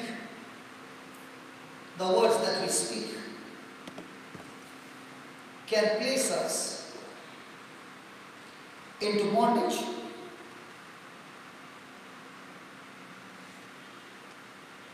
or cause us to be stranded in life. Now, is there a possibility a person is preaching the word of God? Does that mean he cannot get into the trap? He can preach the word of God for 1 hour, 2 hours, 3 hours. But after his preaching, when people communicate to him, when things come against him, what does he communicate? So just because I'm preaching does not mean that I'm free from the trap. Just because I am an active member in the church does not mean that you cannot get into the trap. Yes. Because your service in the church does not mean anything to God. The law still works. Yes. There are many times people think that because I'm working in the church day and night, I shall get blessed. The Lord said, no.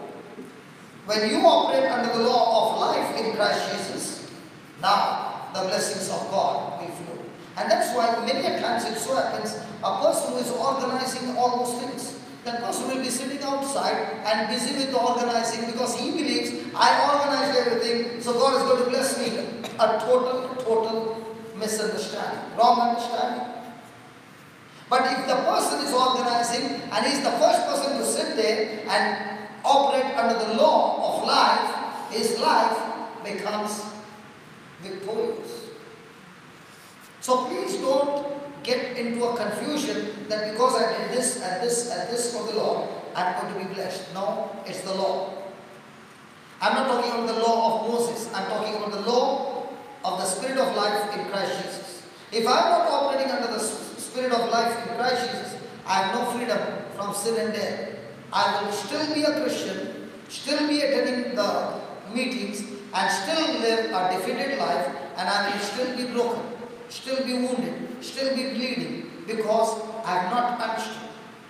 And one of the powerful tools that the devil uses is offense. He uses bitterness. Amen?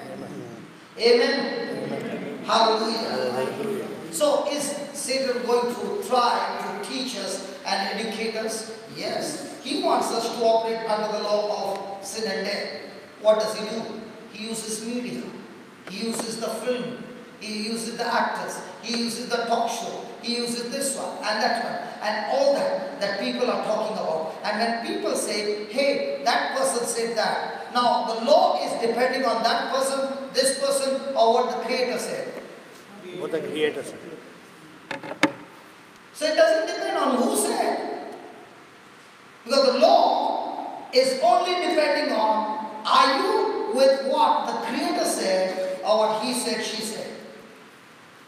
Okay, let's have some demonstration. Can I get some people who need some healing? Come on, get up. Good. You know, when you get up, you are saying, I believe. Come. Now, please understand, you are on camera. Yeah. And when people see you getting healed under the law of life, looking at your testimony, the others who are watching live, they also get healed at this moment. Might be you are thinking we are so many. Do you know, on the YouTube, there are thousands watching. Oh yeah. And you look so pretty. And on the camera, brother, just see, is she looking fair or I'm looking fair? Come on, Joel. She's looking fair. Because I got, tagged in sun, because in India, very strong sun.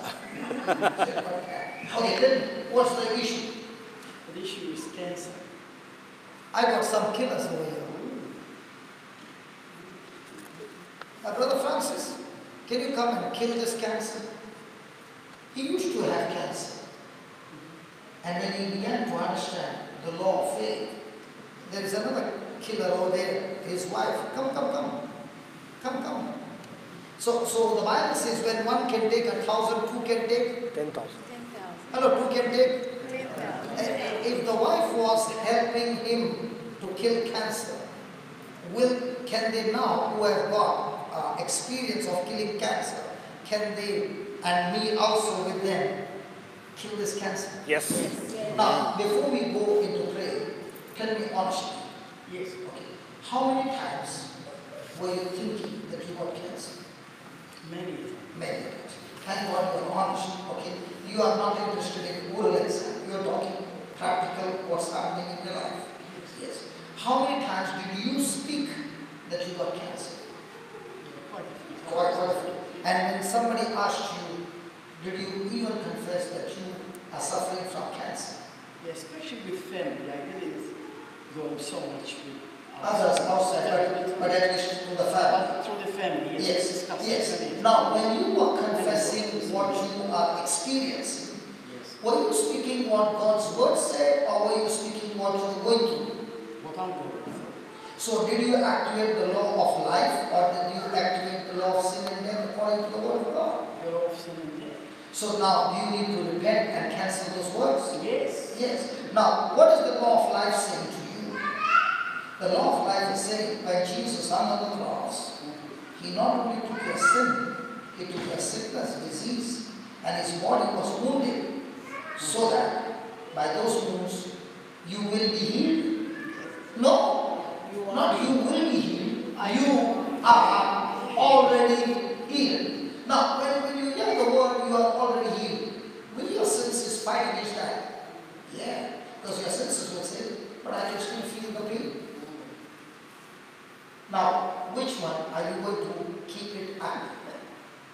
Your sense or the faith? The faith. So is faith based on on feeling, or is faith based on evidence not seen? Evidence not seen. That's faith. So what's your evidence? Your evidence is faith, which is seen in the Word of God, Yes. but not physically seen. Yes. Yes. That's right. Do you get that? Yes. Yes. Wow. We've got a strong story.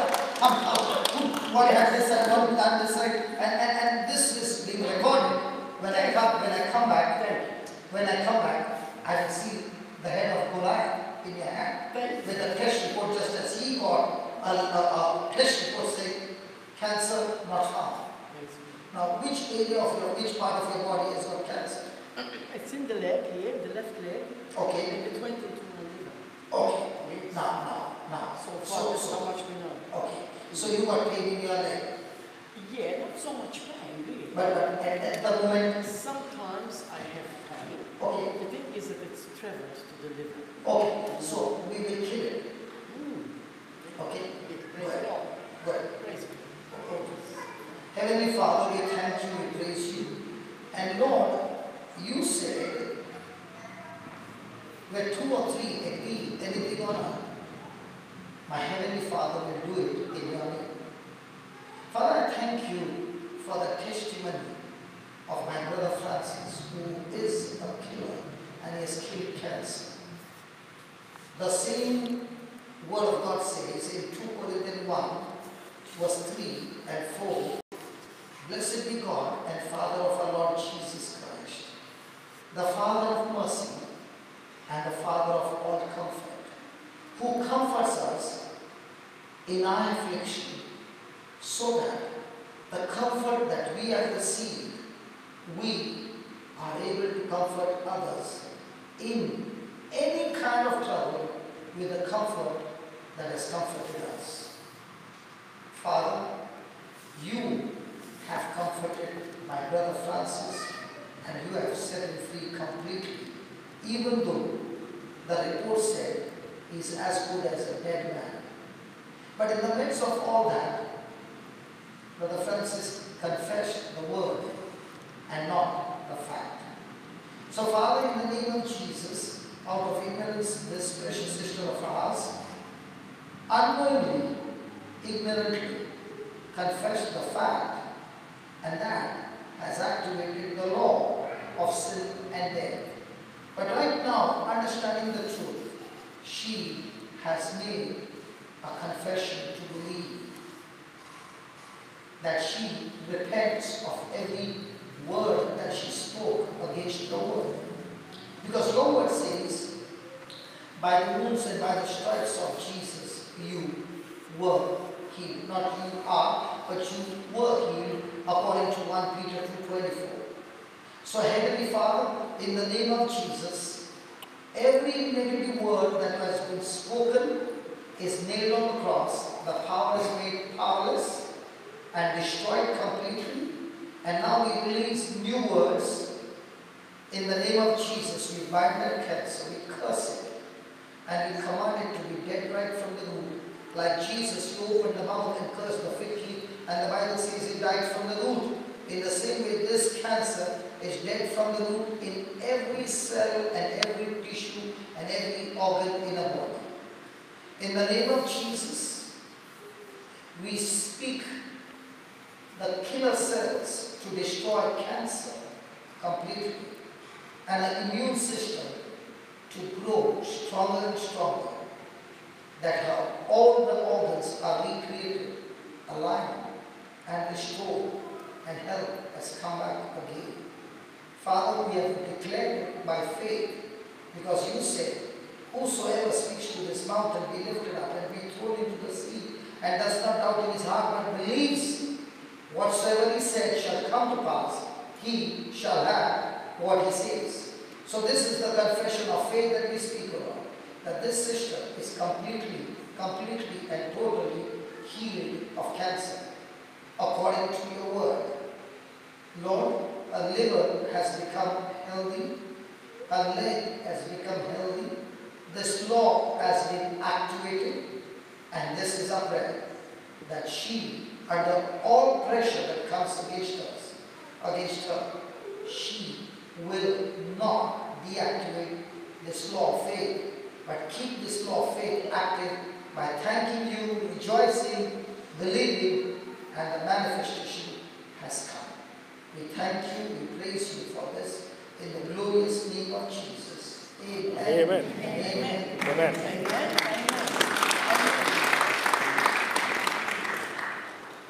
And can you do one more favor? After we finish, you keep in touch with them. I share. Because when you keep in touch with warriors, they will teach you to be a soldier all the time. Thank you. And they will teach you the gun which they use.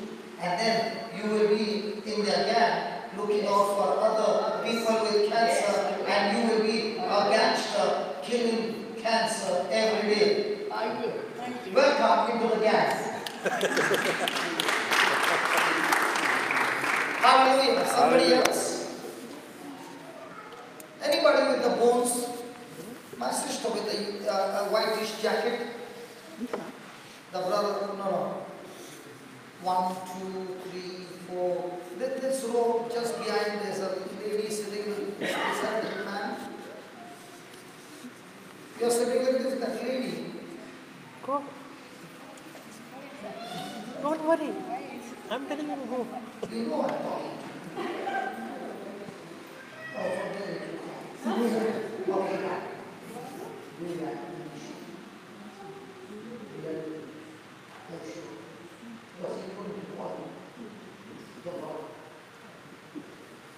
That's why I've come across.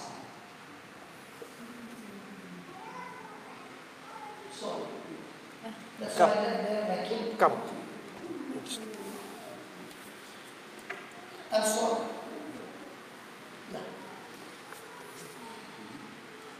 yeah, what's the problem?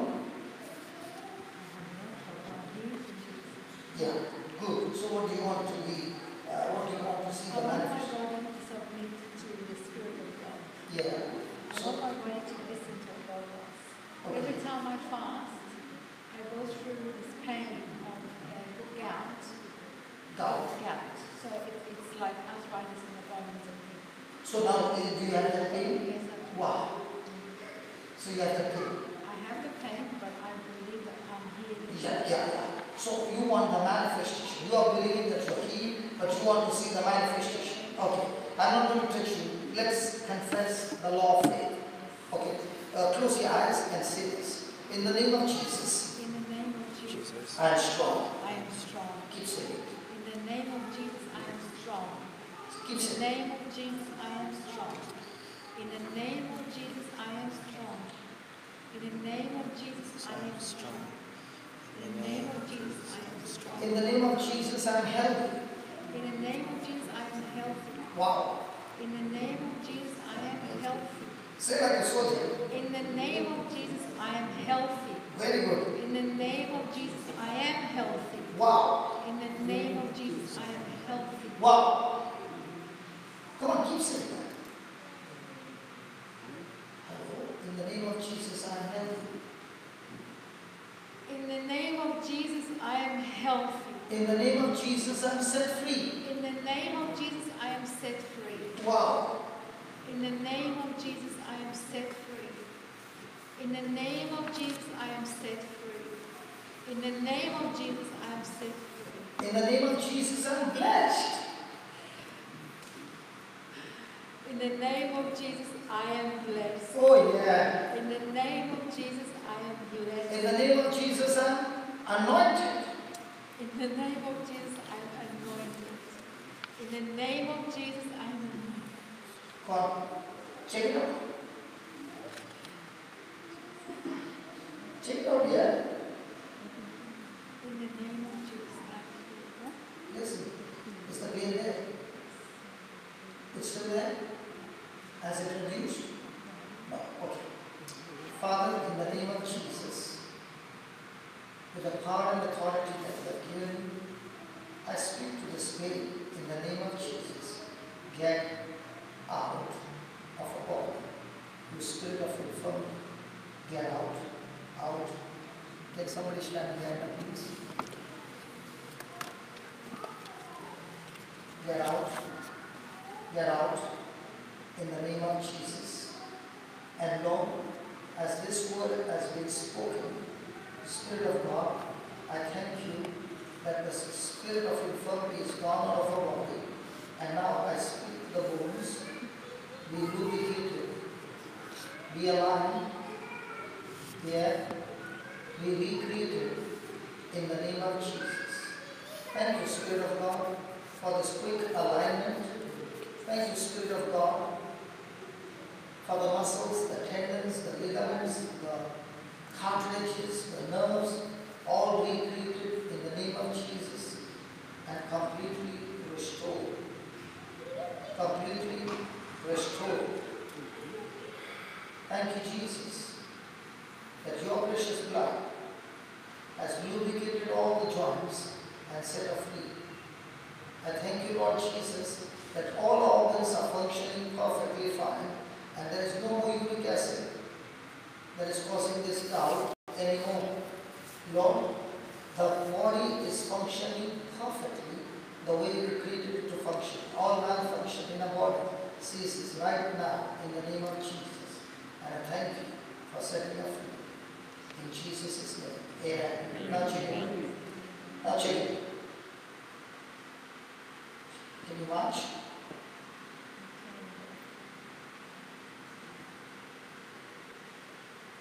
And keep saying thank you, Jesus. Thank you. And now, how are you?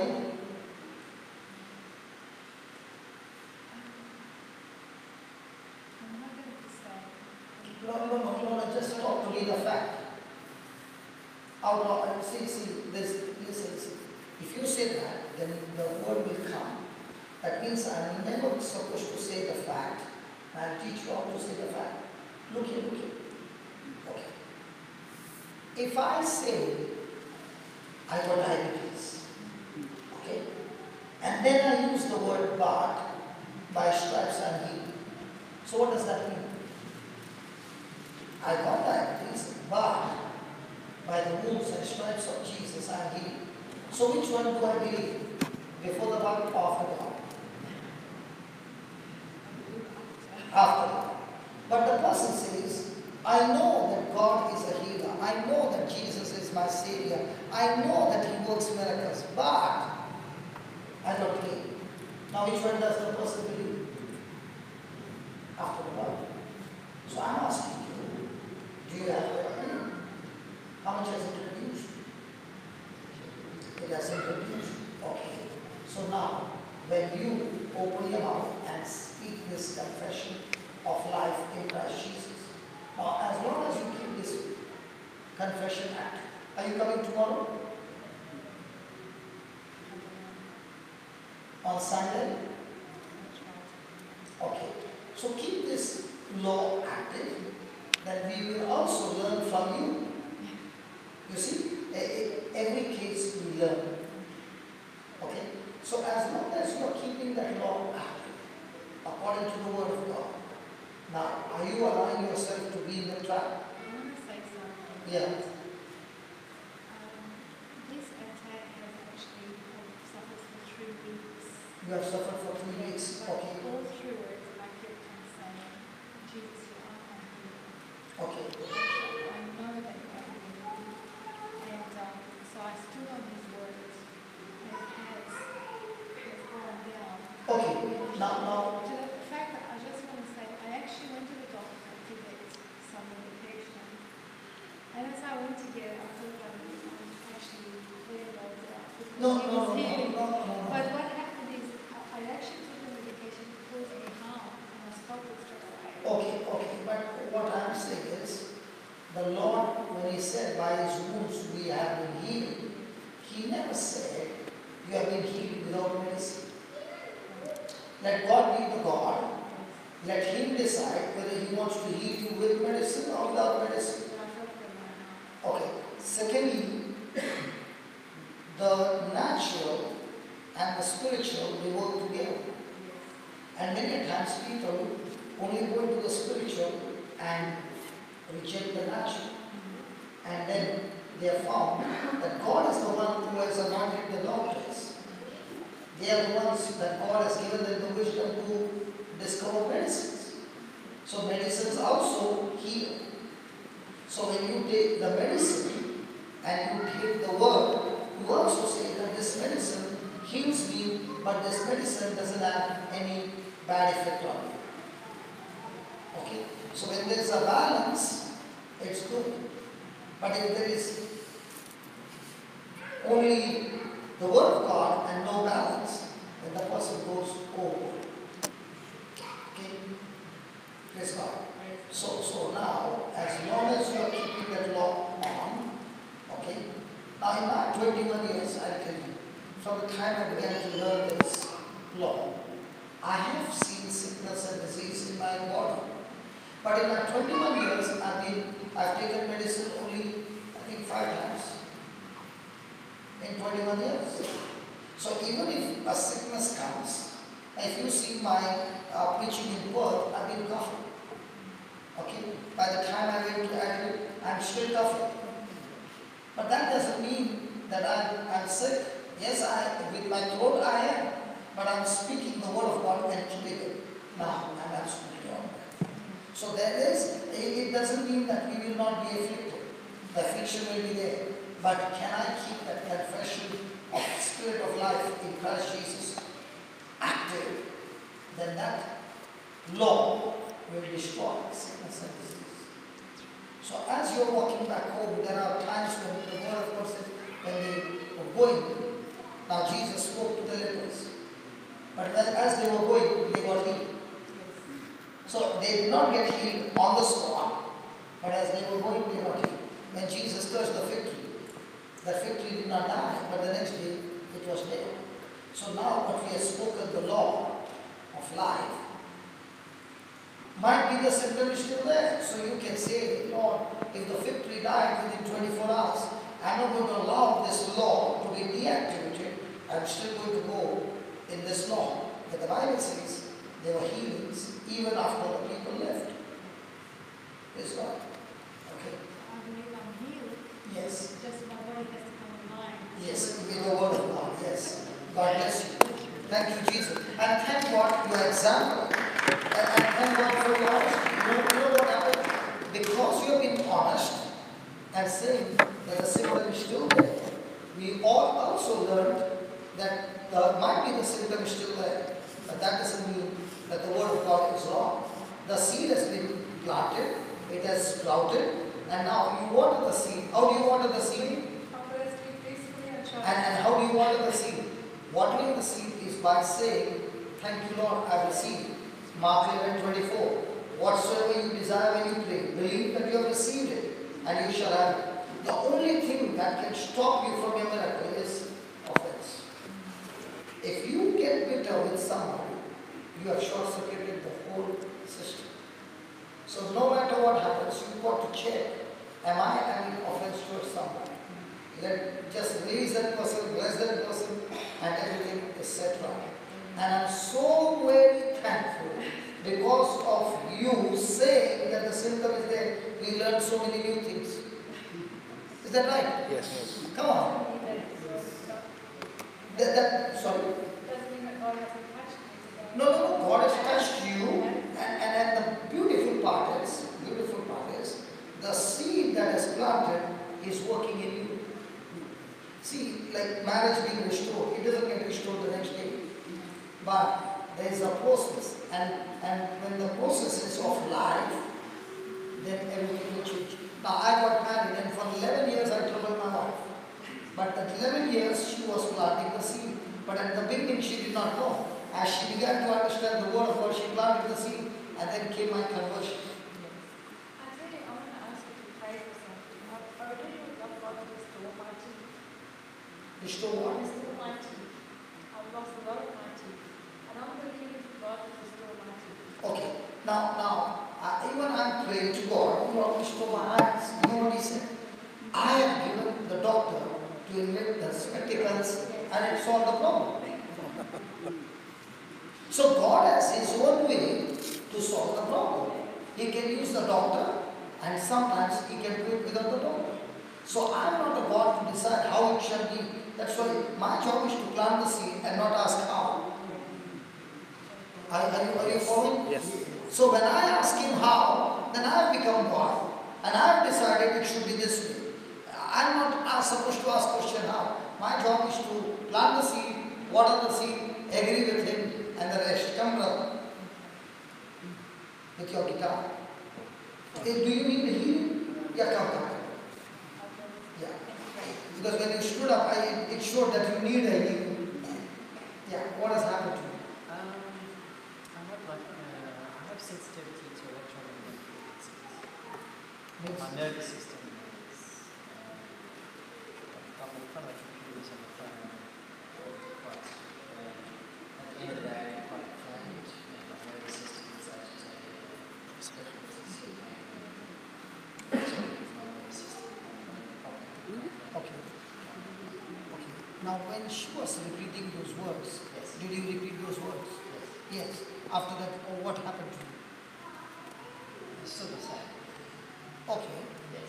Even if still the same. Yes. Now, can you continue? Are you coming tomorrow? Yes. Yes. So, can you continue tonight? Yes. Yes. And keep on saying the same words. Yes. And tomorrow we will have a wonderful testimony.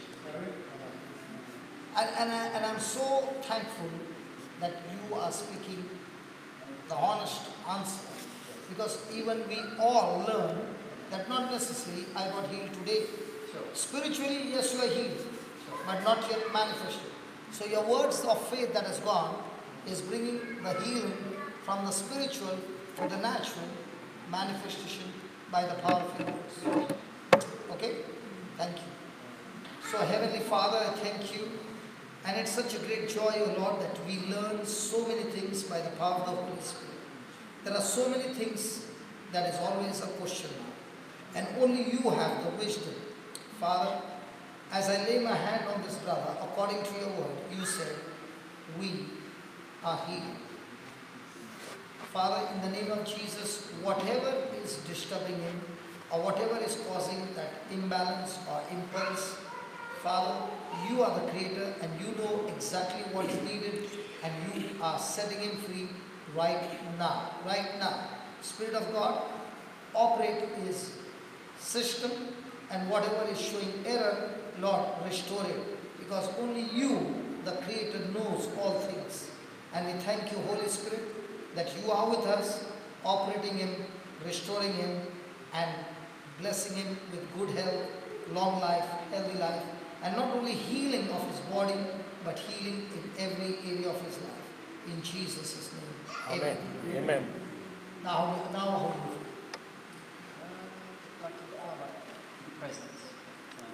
Yeah. The irritation is still there. Yes. Has it diminished Slightly. slightly? So you can see that the process has begun. Sure. Sure. Praise God. I will be waiting for you tomorrow. Did you say you were going to see me? Yeah. Yeah? Yeah, we are distributing the CD free. There, he is gone. Oh. So everything is there, free. Yeah.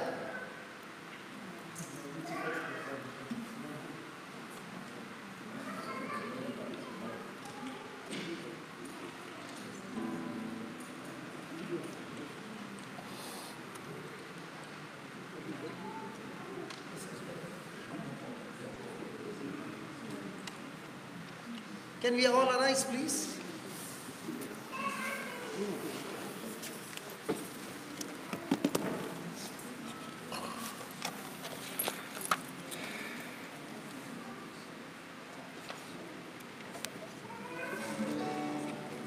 So are we all excited after hearing God's word? Yes.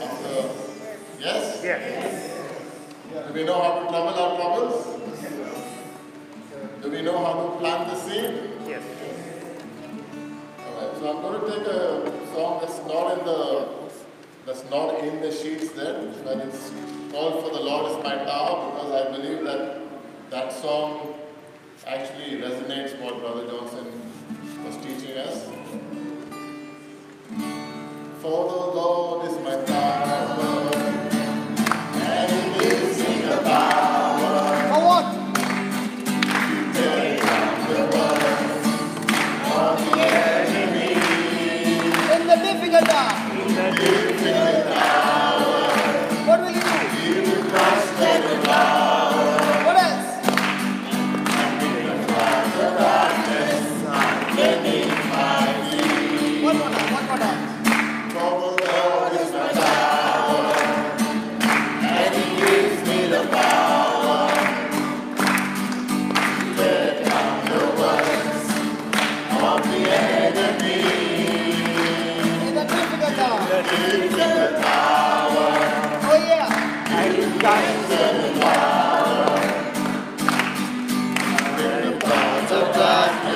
Underneath my feet. For the Lord is the power, and He gives me the power to tear down the works of the enemy. In the difficult hour, What will He do? He will crush the devourer. What else? And the powers of darkness underneath my feet. Let's repeat.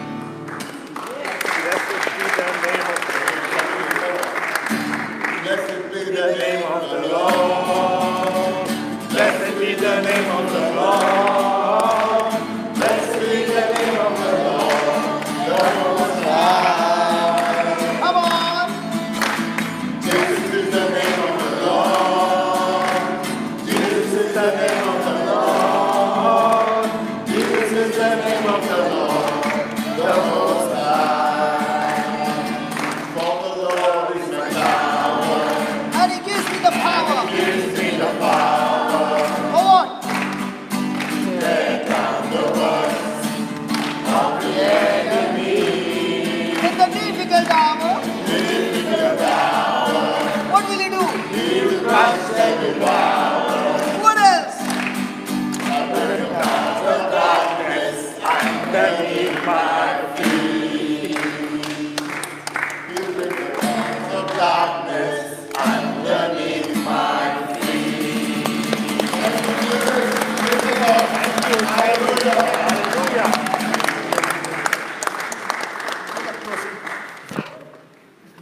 Make a closing. Huh? Okay, okay.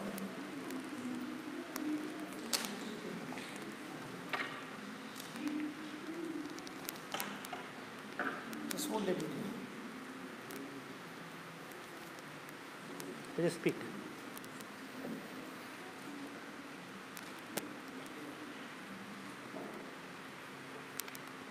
Father, we thank you for the gift of Brother Johnson in our midst. In the name of Jesus, as we close this wonderful Spirit, heavily anointed session, Psalm 119 verse 18, Lord, open my eyes that I may see wonderful things in your word.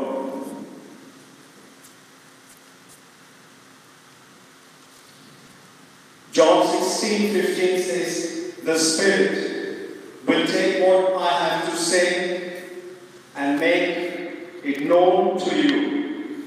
Do you believe that? Really? The Spirit will take what I have to say and make it known to you. If you trust God's word, that is yours.